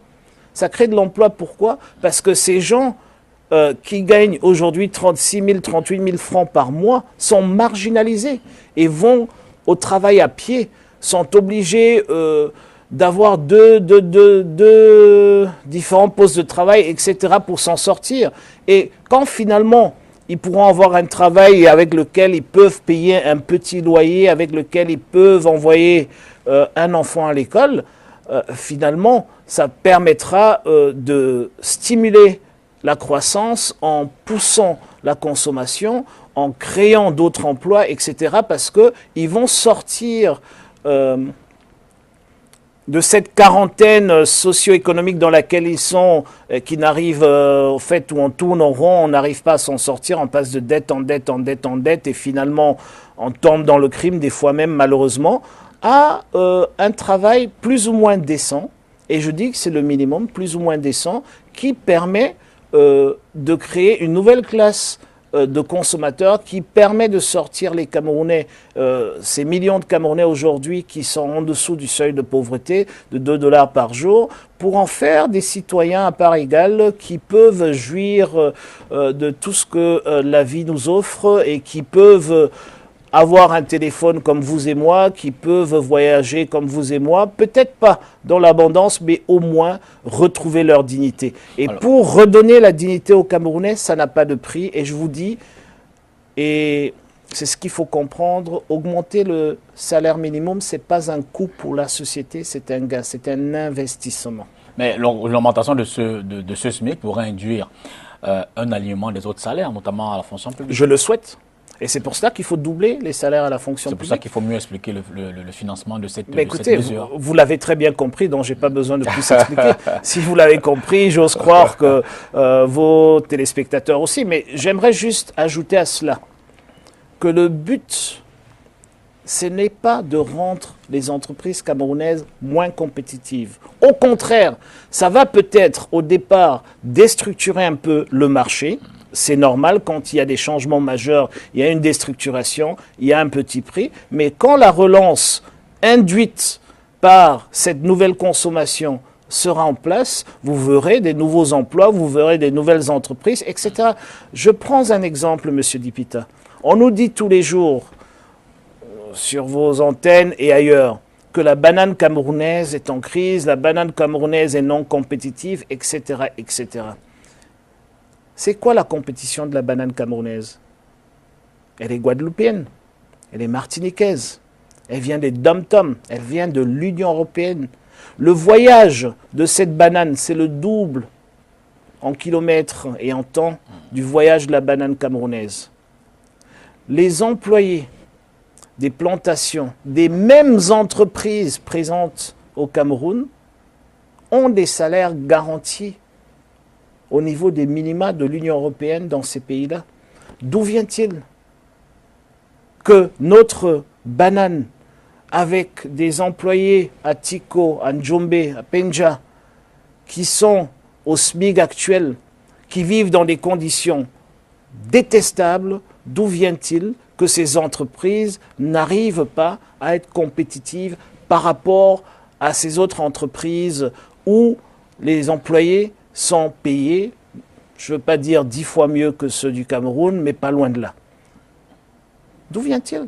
Le problème de la structure de l'économie camerounaise ne vient pas du fait qu'on a une main-d'œuvre pas chère, elle vient du fait qu'on a hérité un système colonial qu'une certaine élite ne veut pas changer. Cette élite est très contente d'avoir des bonnes à la maison qui gagnent 50 000. Cette élite est très contente de payer le moins possible quand on rentre dans un taxi, le moins possible quand on va chez son cordonnier, encore le moins possible quand on va chez son tailleur. Mais cette même élite n'est pas prête à se dire qu'il faudrait plutôt de l'eau pour tous que le champagne que pour elle. Et c'est pour cela que nous arrivons le 7 octobre. Augmenter les salaires, ce n'est pas tout. S'il faut que les populations en profitent, Il y a encore des questions de loyer. Alors, le gouvernement, juste pour corriger, le gouvernement ne vient pas... Le gouvernement crée un environnement pour que ces salaires puissent être augmentés. Voilà. D'accord. Mais maintenant, je veux dire que pour que les citoyens, les travailleurs puissent évidemment en jouir pleinement, il faut baisser les charges. Eau, électricité, loyer, tarifs de transport. Quelles sont les propositions du SDF pour essayer peut-être en termes de pouvoir d'achat également, les questions qu'on peut aborder. Alors, le pouvoir d'achat va dans les deux sens, et ça tombe bien, j'allais omettre d'en parler. Il y a deux partis en compétition pour cette élection. Il y a un parti qui est au pouvoir avec un président sortant, qui est dans la logique de lutter contre la vie chère. Alors, ils ont mis des milliards dans un machin qu'ils appellent la MIRAP, qui va faire concurrence à nos mamans dans les marchés en utilisant l'espace public et sans payer la TVA, etc. Vous avez des grosses entreprises qui ont été créées pour être subventionnées dans l'importation des denrées de première nécessité. Et vous avez un candidat qui dit le problème, ce n'est pas de lutter contre la vie chère. Le problème, c'est d'augmenter le pouvoir d'achat. La solution, pardon, c'est d'augmenter le pouvoir d'achat des Camerounais. Donc, augmenter le pouvoir d'achat des Camerounais ne passe pas uniquement par une revalorisation des salaires, mais aussi par des mesures sociales fortes. Ces mesures sont autour de l'assurance maladie universelle que nous proposons à un taux, c'est-à-dire un plafond de 500 000 francs, donc l'assurance maladie universelle de base à 500 000 francs par an par ménage pour une contribution de 1 000 francs par personne. Ça marche très bien dans d'autres pays, je ne vois pas pourquoi ça ne devrait pas marcher ici. Nous avons chiffré cela et nous savons qu'au départ, nous pouvons commencer les 5 premières années qu'elle soit volontaire et au bout de la 5e année, elle devient obligatoire. Le Cameroun a les moyens de le payer et en plus il y a des économies faites sur la productivité des Camerounaises et des Camerounais après que l'assurance maladie soit une couverture globale dans tout le pays obligatoire. Vous avez une poche de dépenses qui, à mon humble avis, est complètement inutile. C'est le fait que dans les textes on consacre le fait que l'éducation est gratuite, mais dans les faits, on est presque à la rentrée, dans les faits, les écoles publiques, des fois, coûtent même plus cher que les écoles privées.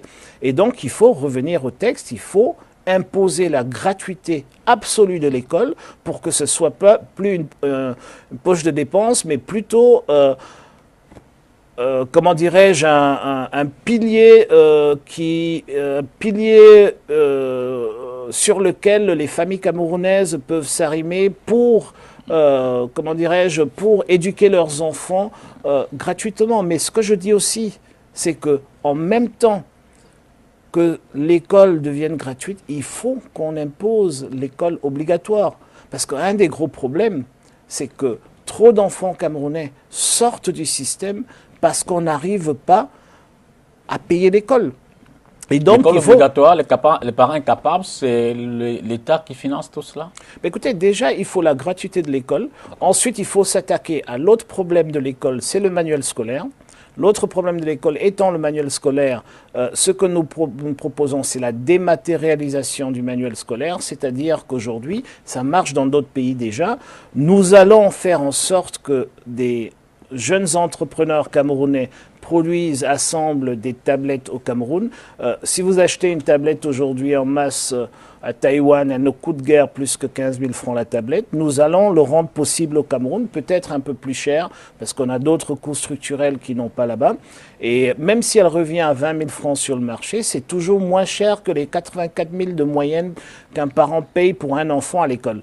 Et l'enfant n'aura pas 20 kilos dans son cartable et tout ce qui va dans la tablette pourra être beaucoup moins cher. En fait, on va garantir les droits d'auteur des producteurs des manuels, mais seulement au lieu d'avoir ça venant d'une imprimerie, on pourra télécharger cela, et on pourra créer plusieurs entreprises dans le numérique qui s'occuperont de l'éducation dans le numérique. Et vous savez, vous pouvez aller même plus loin, c'est-à-dire que ces tablettes seront connectés et donc vous pouvez avoir des cours en ligne disponibles pour tous les enfants, c'est-à-dire que quand les enfants n'ont pas bien compris ce qui se passe en classe, en soirée, ils peuvent allumer leur tablette et suivre une vidéo d'une explication du cours qu'ils ont eu, etc. Alors tout à l'heure, je disais... Donc c'est toute une révolution numérique que nous proposons qui fait en sorte qu'en fin de compte, non seulement nous créons une nouvelle économie numérique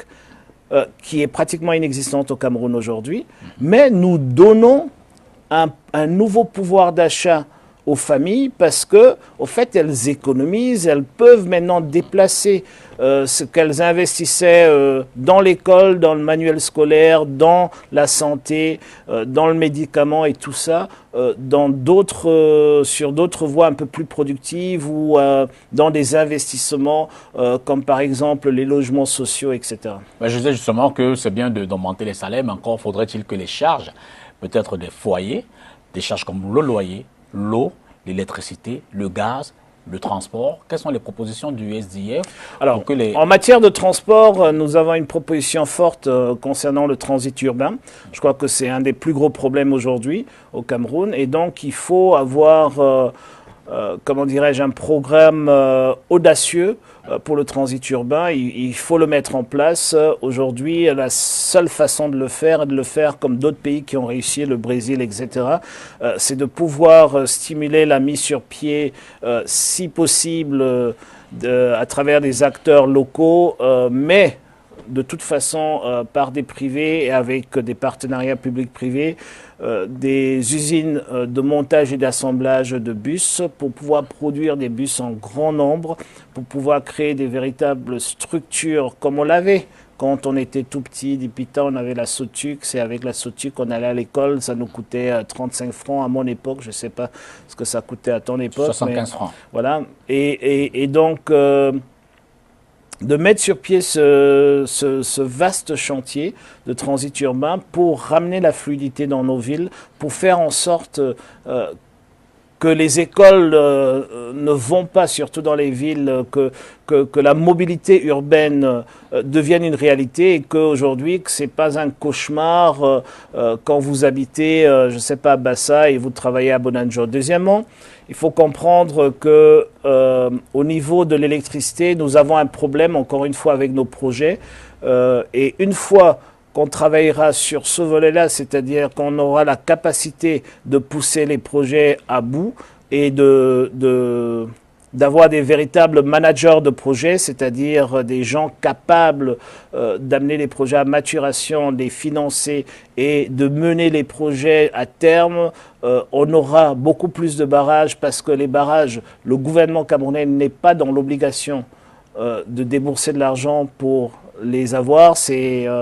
à l'occurrence, ce sont les projets les mieux, les plus bancables du moment, c'est-à-dire vous pouvez faire des PPP ou des BOT avec des entrepreneurs, ils cognent à la porte du Cameroun, c'est plutôt la corruption qui les chasse. Donc nous ambitionnons de passer à 3000 mégawatts le plus vite possible, en tout cas dans le premier septennat, avec l'ambition d'arriver à 6000 mégawatts pendant mon deuxième et dernier mandat. Nous pensons au niveau de l'eau, de remettre l'eau là où elle doit être. Il n'y a pas... la technologie autour de l'eau n'est pas une technologie, je dirais, que nous ne nous sommes pas appropriés depuis les années 60 au moins. Les Camerounais ont la capacité de la gestion et la distribution, la production, la gestion et la distribution de l'eau. Et donc, il faut remettre la production, la distribution, la gestion et la distribution de l'eau entre les mains des communes parce que c'est au niveau des communes que les populations ont besoin d'eau potable. Si une commune n'a pas les capacités techniques ou financières, etc., ils peuvent concéder leur monopole à une entreprise, mais cette approche d'avoir une entreprise nationale, une seule entreprise qui doit fournir de l'eau à 24 millions de Camerounais distribués sur 475 000 km², c'est quelque chose que même les Européens et les Américains n'arrivent pas à faire. Donc il faut qu'on ait le courage de voir tout ça, de changer tout ça comment dirais-je, au niveau Vous avez parlé d'autres choses, vous avez parlé... Eau, électricité, gaz, loyer, transport. Au niveau des loyers, c'est les loyers que je voulais toucher, pardon, parce que j'étais un peu confus avec le gaz. Donc, au niveau du gaz, il faut surtout pas oublier que le Cameroun est essentiellement un producteur de gaz. Aujourd'hui, le problème, c'est la monétisation du gaz produit. Et donc, nous allons reformer le code du pétrole et le code du gaz pour faire en sorte que ce gaz puisse finalement arriver dans nos foyers et à des prix Dans abordables. la réforme, quelles sont les grandes tendances de la réforme du code minier, code eau? Écoutez, aujourd'hui, il y a une évidence. Nous faisons partie de la même province, comme ça se dit, pétrolifère. Nous sommes, avec le Nigeria, la Guinée équatoriale, le Gabon, le Congo-Brazza, la RCA et le Tchad, nous sommes une même province pétrolifère. Et l'évidence, encore une fois, parce que vous savez, les faits sont têtus. L'évidence, c'est que tous ces autres pays font des milliards avec le gaz et le pétrole, sauf le Cameroun. Donc il y a un problème. Et ce problème est au niveau de Yaoundé. Il n'est pas au niveau des puits de pétrole. Il est au niveau de Yaoundé. C'est pour ça que Yaoundé doit changer. Et c'est pour ça qu'il faut que des jeunes arrivent au pouvoir à Yaoundé pour pouvoir mettre en place les dispositions qui marchent dans d'autres pays et qui vont attirer ces investisseurs, parce que vous savez, le pétrole, c'est des investisseurs lourds qui viennent parce qu'il y a un très grand risque de ne pas trouver le pétrole, il y a beaucoup d'argent qui rentre en jeu. Donc il faut des dispositions, il faut des gens qui peuvent parler à ces investisseurs-là. Vous savez, en Guinée équatoriale, le ministre du pétrole, pendant le boom pétrolier, il n'avait pas 35 ans. Et il a pu faire venir les plus grands et faire en sorte que la Guinée équatoriale devienne ce qu'elle est aujourd'hui. Bien sûr, il y avait tout un gouvernement autour de lui, mais ce n'était pas quelqu'un qui avait 50 années dans le pétrole. Ce que je veux dire, c'est que, par exemple, au niveau des loyers, il ne faut pas déstructurer le fait que les gens aient envie de construire et investir dans l'immobilier. Mais je pense qu'aujourd'hui, le marché financier et le fait que au niveau des banques, les Camerounais n'ont pas accès au crédit. Et ils n'ont pas accès au crédit pas parce que nécessairement les banques n'ont pas d'argent ou que les Camerounais sont malhonnêtes. Ils n'ont pas accès au crédit parce que le marché n'est pas structuré. Et surtout,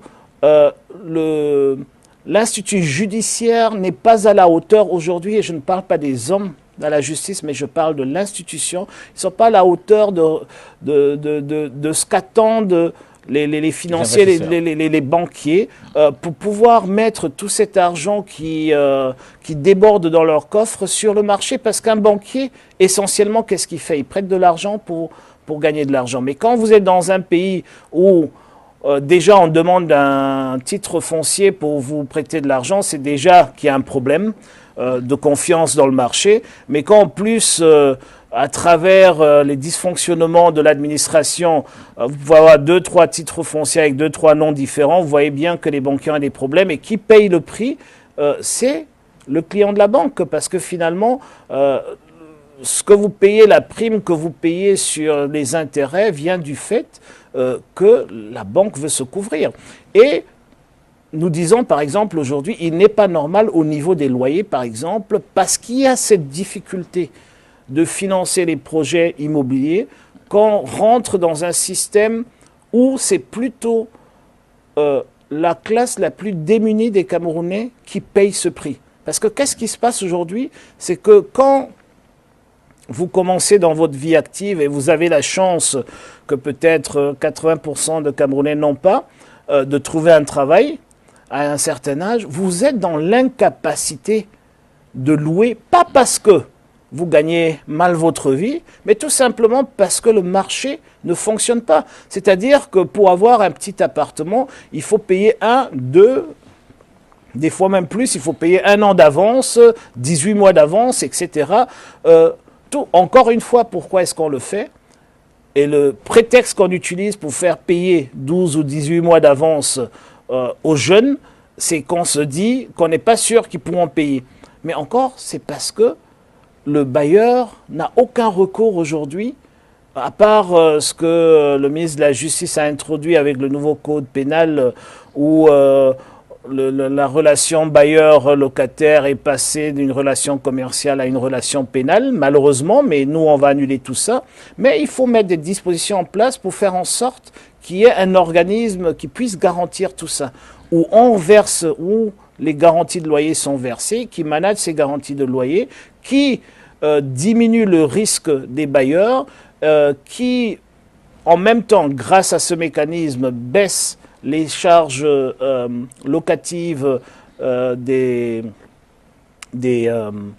locataires, et qui fait en sorte qu'on peut sortir de ce système où on demande à un jeune de déposer 12 mois de loyer pour rentrer dans une maison. Et vous verrez que beaucoup de jeunes qui ont 40 ans, qui vivent encore chez leurs parents, pourront finalement sortir de là et commencer à louer. Donc il faut avoir des mesures courageuses pour sortir de là, et ce n'est pas nécessairement des mesures qui coûtent de l'argent. Il faut juste restructurer, il faut repenser l'organisation sociétale pour y arriver. Mais avec l'augmentation du SMIC à 160 000 francs, on sait quand même que la structure économique aujourd'hui laisse une place assez importante au secteur informel.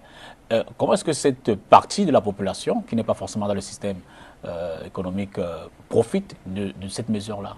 Écoutez, l'informel, vous savez, une des raisons pour laquelle l'informel existe, ou pour laquelle l'informel ne veut pas se formaliser, c'est parce que les gens trouvent leur compte. L'informel, ce n'est pas le banc de la société. L'informel, ce sont ceux qui sont plus malins que les autres. Il faut voir ça de cette façon-là.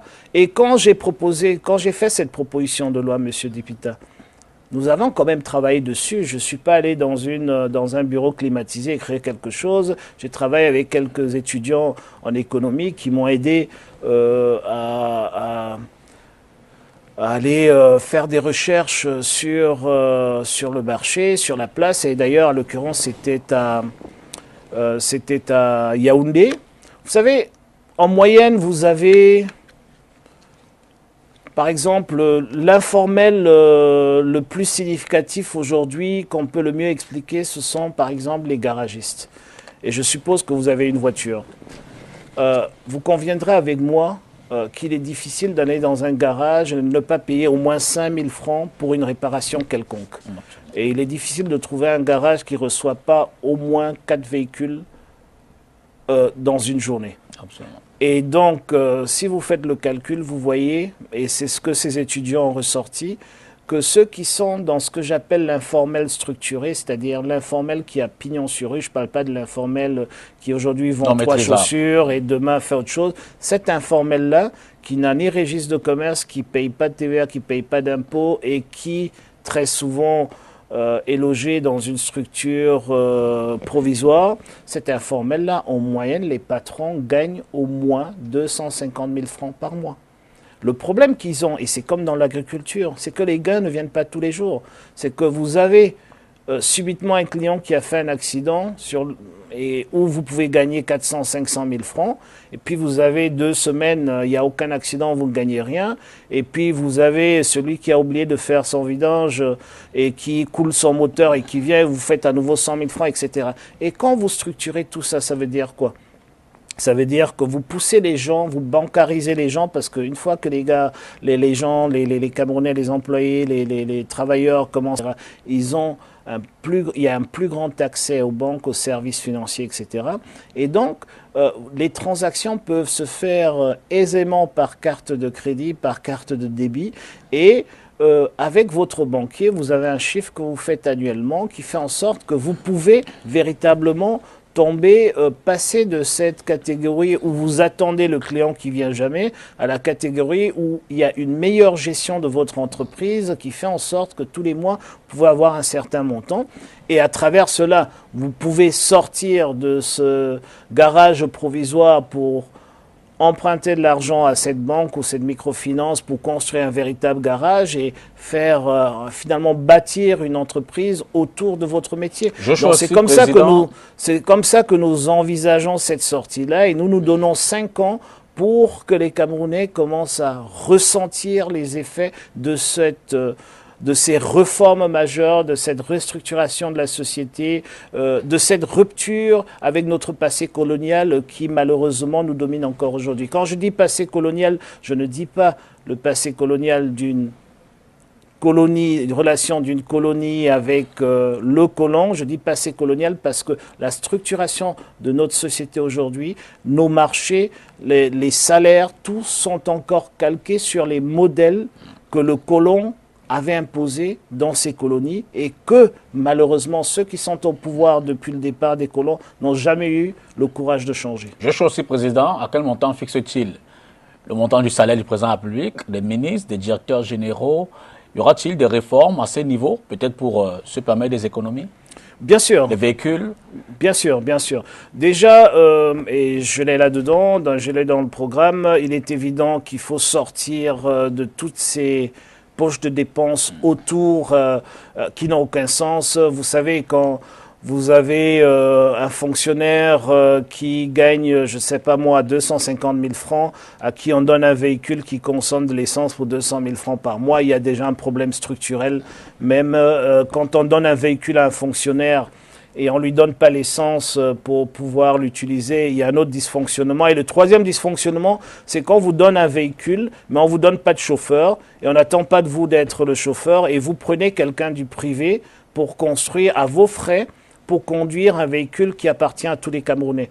Donc, vous voyez, c'est le chantier vaste et il faut nettoyer tout ça. Et je ne suis pas celui qui pense qu'il faut nécessairement, et peut-être je le démontre à merveille avec le SMIC et le doublement des salaires des fonctionnaires. Moi, je dis un des plus gros problèmes que nous avons au Cameroun aujourd'hui, c'est qu'il y a beaucoup de personnes médiocres à des postes de décision. Pas parce que les Camerounais sont médiocres, mais parce que ces postes de décision ne sont pas, comment dirais-je, intéressants, où il n'y a pas assez de motivation pour attirer les meilleurs des Camerounais. Nous devrons avoir des élections législatives et municipales où, M. Dipita, des Camerounais, les meilleurs de Polytech, les meilleurs de nos universités, les meilleurs de notre société, des organisations de société civile, les activistes, même ceux qui viennent de Harvard devraient se battre pour devenir maires, tout simplement parce qu'ils peuvent changer la vie des Camerounais. Mais aujourd'hui, vous savez quoi? Non. Nous avons un système dans lequel les maires sont sans salaire. Comment pouvez-vous attirer une bonne gouvernance de la cité quand même ceux qui sont les premiers magistrats de la cité sont sans salaire? Donc moi, corrigé, hein? Ça a été corrigé, mais ils ne l'ont pas reçu, ils sont dans les arriérés. Donc même la correction a été mal faite. Ce que je suis en train de dire, et même cette correction, vous savez, vous ne pouvez pas voir un maire d'une ville comme Douala 1er, où vous avez les sièges de, par exemple, toutes les banques du Cameroun, ou presque, et vous savez très bien ce que ces gens gagnent, et vous êtes censé être leur premier magistrat, leur patron, et vous gagnez moins que leur chauffeur. Donc vraiment, il faut qu'on arrête avec cela. Et ce que j'essaye de dire, c'est que le but, c'est pas d'avoir des ministres qui ne gagnent rien ou un président de la République qui gagne rien. Il faut que ce soit transparent. Il faut pouvoir le justifier. Vous avez publié les salaires. Il faut les publier. Il faut que ce soit connu. Il faut que tout ce qui se passe autour des hautes fonctions de l'État soit connu de tous les Camerounais. Mais je ne dis pas que ce soit des montants dérisoires, parce qu'aujourd'hui, ce qui se passe, ce sont des montants dérisoires et les gens sont obligés de joindre les deux bouts en faisant d'autres choses. Quand je dis joindre les deux bouts, je reste très gentil dans mes propos parce que très souvent, c'est pas ça. Et donc, vous voyez des ministres qui sont plus occupés à être président de conseil d'administration d'une société d'État que d'être ministre. Vous avez même la démonstration à merveille de cette situation, où vous avez un Premier ministre, le Premier ministre actuel, qui était pendant des longues années président du conseil d'administration de Camerco. Et vous savez, quand il y a des réunions du conseil d'administration, le ministre de tutelle est là. À l'époque, le ministre de tutelle s'appelait Robert Nkili. Et donc, vous avez Robert Nkili qui, pendant un conseil d'administration, est le patron du Premier ministre. Et le Premier ministre ne veut pas lâcher la présidence de Camerco. Je ne pense pas que c'est parce qu'il a peur que celui qui l'ait nommé lui pose des questions, mais je pense plutôt qu'il trouvait son compte. Sur le financement des autres projets, notamment l'assurance maladie, la formation civique et militaire, j'ai des questions précises. Hein. Avec une dotation, notamment pour l'assurance maladie, de 500 000 francs pour soins, c'est le plafond que vous proposez. Hein. De base. De base. De base. Alors, en partant sur une population de 24 millions, nous avons 12 000 milliards Comment on finance cela? Alors déjà, vous savez, les finances publiques, ça passionne, mais c'est une science. Et qui dit science dit que c'est juste. Donc déjà, il n'y a pas 24 millions de malades qui se font tous opérer de la prostate le même jour. Ça n'existe pas. Deuxièmement, quand on parle de ménage, ça ne veut pas dire qu'on a 24 millions de Camerounais, on a 24 millions de ménages. Encore heureusement que les Camerounais se marient et ont des enfants, et ils sont dans ce compte-là. Troisièmement, il faut comprendre qu'une assurance reste une assurance et la prime couvre le coût. Et parce que c'est une assurance sociale, il y a une grande part qui est apportée par le gouvernement. Quand la Côte d'Ivoire a mis sur pied son assurance maladie universelle, ça coûtait aux contribuables ivoiriens les premières années 15 milliards de francs. La première année, je crois. Et je propose de commencer en estimant qu'on est un peu plus ambitieux que les Ivoiriens et de débuter avec une dépense au moment où c'est volontaire et où on travaillera plus avec les étudiants. Je veux dire, c'est beaucoup plus facile de commencer avec la population estudiantine, par exemple, qui a un grand besoin de cette couverture-là aussi. Et de dire qu'on va commencer avec une dépense de 25 milliards de francs. Mais je ne veux pas entrer... Monsieur Dipita, je ne veux pas entrer dans le chiffrage exact d'une assurance maladie universelle parce que c'est une décision politique, c'est une décision volontariste et la santé n'a pas de coût. Et il faut se donner les moyens. Et vous savez pourquoi il est aussi difficile d'aller vers un chiffrage exact d'une assurance maladie? C'est parce qu'il y a une grande partie de ces coûts qui représentent pour l'État des coûts fixes. Voyez-vous, nous n'allons pas construire un nouveau Lakentini chaque année. Nous allons investir pour que Lakentini puisse accueillir plus de malades, puisse être plus performant, plus accueillant, etc. Mais si vous allez à l'hôpital, ça sera compté. C'est-à-dire le fait d'utiliser les murs qui existent déjà aura un prix. Joshua. Et ce prix-là, vous avez dit que vous avez le temps, laissez-moi aller jusqu'au bout. Il nous reste 5 minutes avant minuit. Ben, laissez-moi, la santé, c'est très important. Absolument. Voilà. Donc, quand on propose cela, c'est parce que si vous passez une nuit à l'hôpital et que cette nuit coûte 20 000 francs, 10 000 francs, ce n'est pas l'État qui prend 20 000 francs pour payer la Lakentini, mais on vous charge 20 000 francs pour utiliser une infrastructure dans laquelle l'État a déjà investi.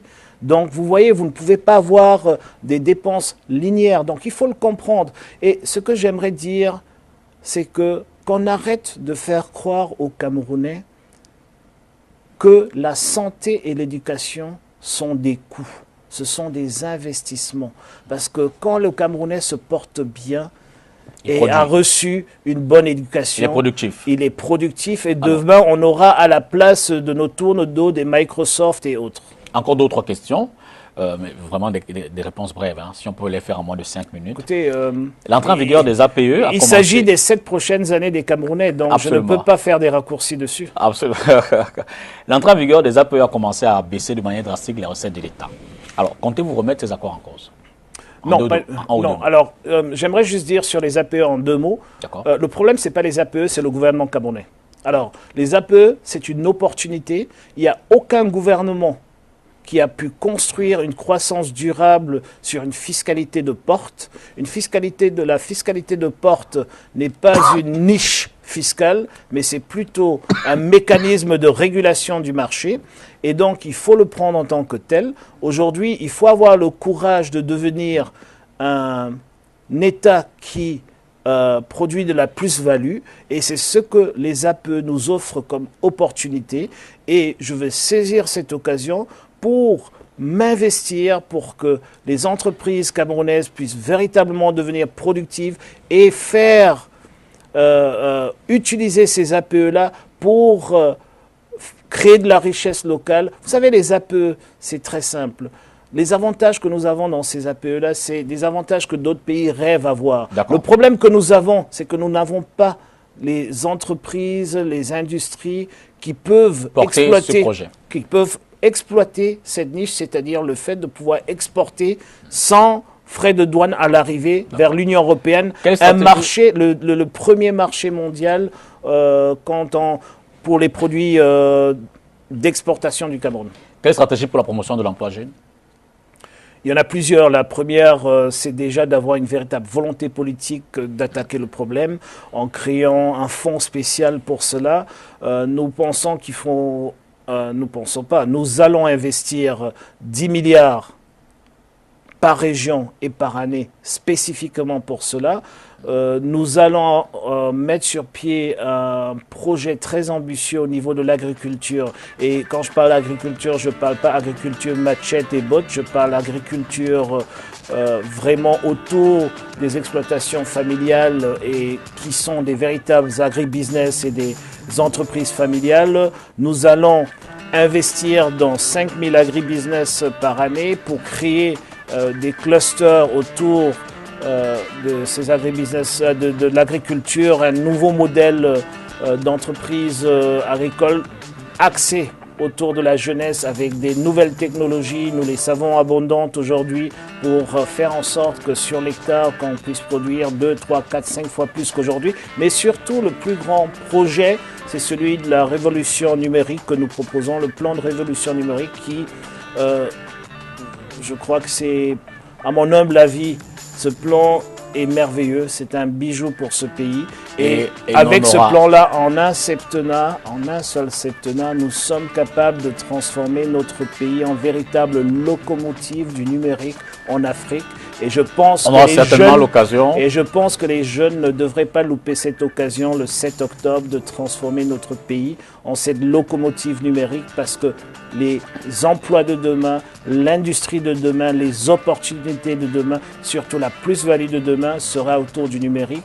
Et qu'on visite le site OSIH aussi 2018.com. Pour mieux développer votre programme social et économique est là-dessus. Il est là-dessus. Nous acceptons aussi la critique, mais nous disons que ce que nous proposons, c'est le meilleur projet pour les 7 prochaines années au Cameroun. Il est évident qu'en 120 minutes, il est difficile de déployer tous votre projet. On sera très heureux de vous avoir à nouveau dans le cadre de la campagne électorale, puisqu'il y aura des plages qui seront consacrées à cela. J'ai hâte qu'elle commence et d'être invité pour aller droit au but cette fois-là et d'avoir un véritable débat programmatique et de pouvoir utiliser vos plateaux pour démontrer qu'il faut avoir le courage de la rupture le 7 octobre. Merci. Et de redonner une nouvelle direction à notre pays que nous aimons. Merci Joshua, et tout le mal qu'on peut vous souhaiter, c'est bonne chance. Ben écoutez, merci beaucoup et je remercie tous les téléspectateurs qui ont été avec nous aujourd'hui. Et comme j'ai dit, nous sommes disponibles, nous sommes à l'écoute des Camerounais. Je parcours tout le pays, c'est pour dialoguer avec vous, c'est pour vous écouter. Et c'est parce que je porte un projet et je crois que ce projet, c'est celui qui peut le mieux transformer notre pays. Voilà, monsieur, merci à vous également d'être resté 2 heures, une émission exceptionnelle avec le candidat Joshua aussi dans le cadre de la campagne électorale, la campagne présidentielle de 2018. Évidemment qu'il est disponible pour qu'on le reçoive à nouveau. On va tout faire pour l'avoir. Merci, bonsoir et à la prochaine édition d'Entretien avec.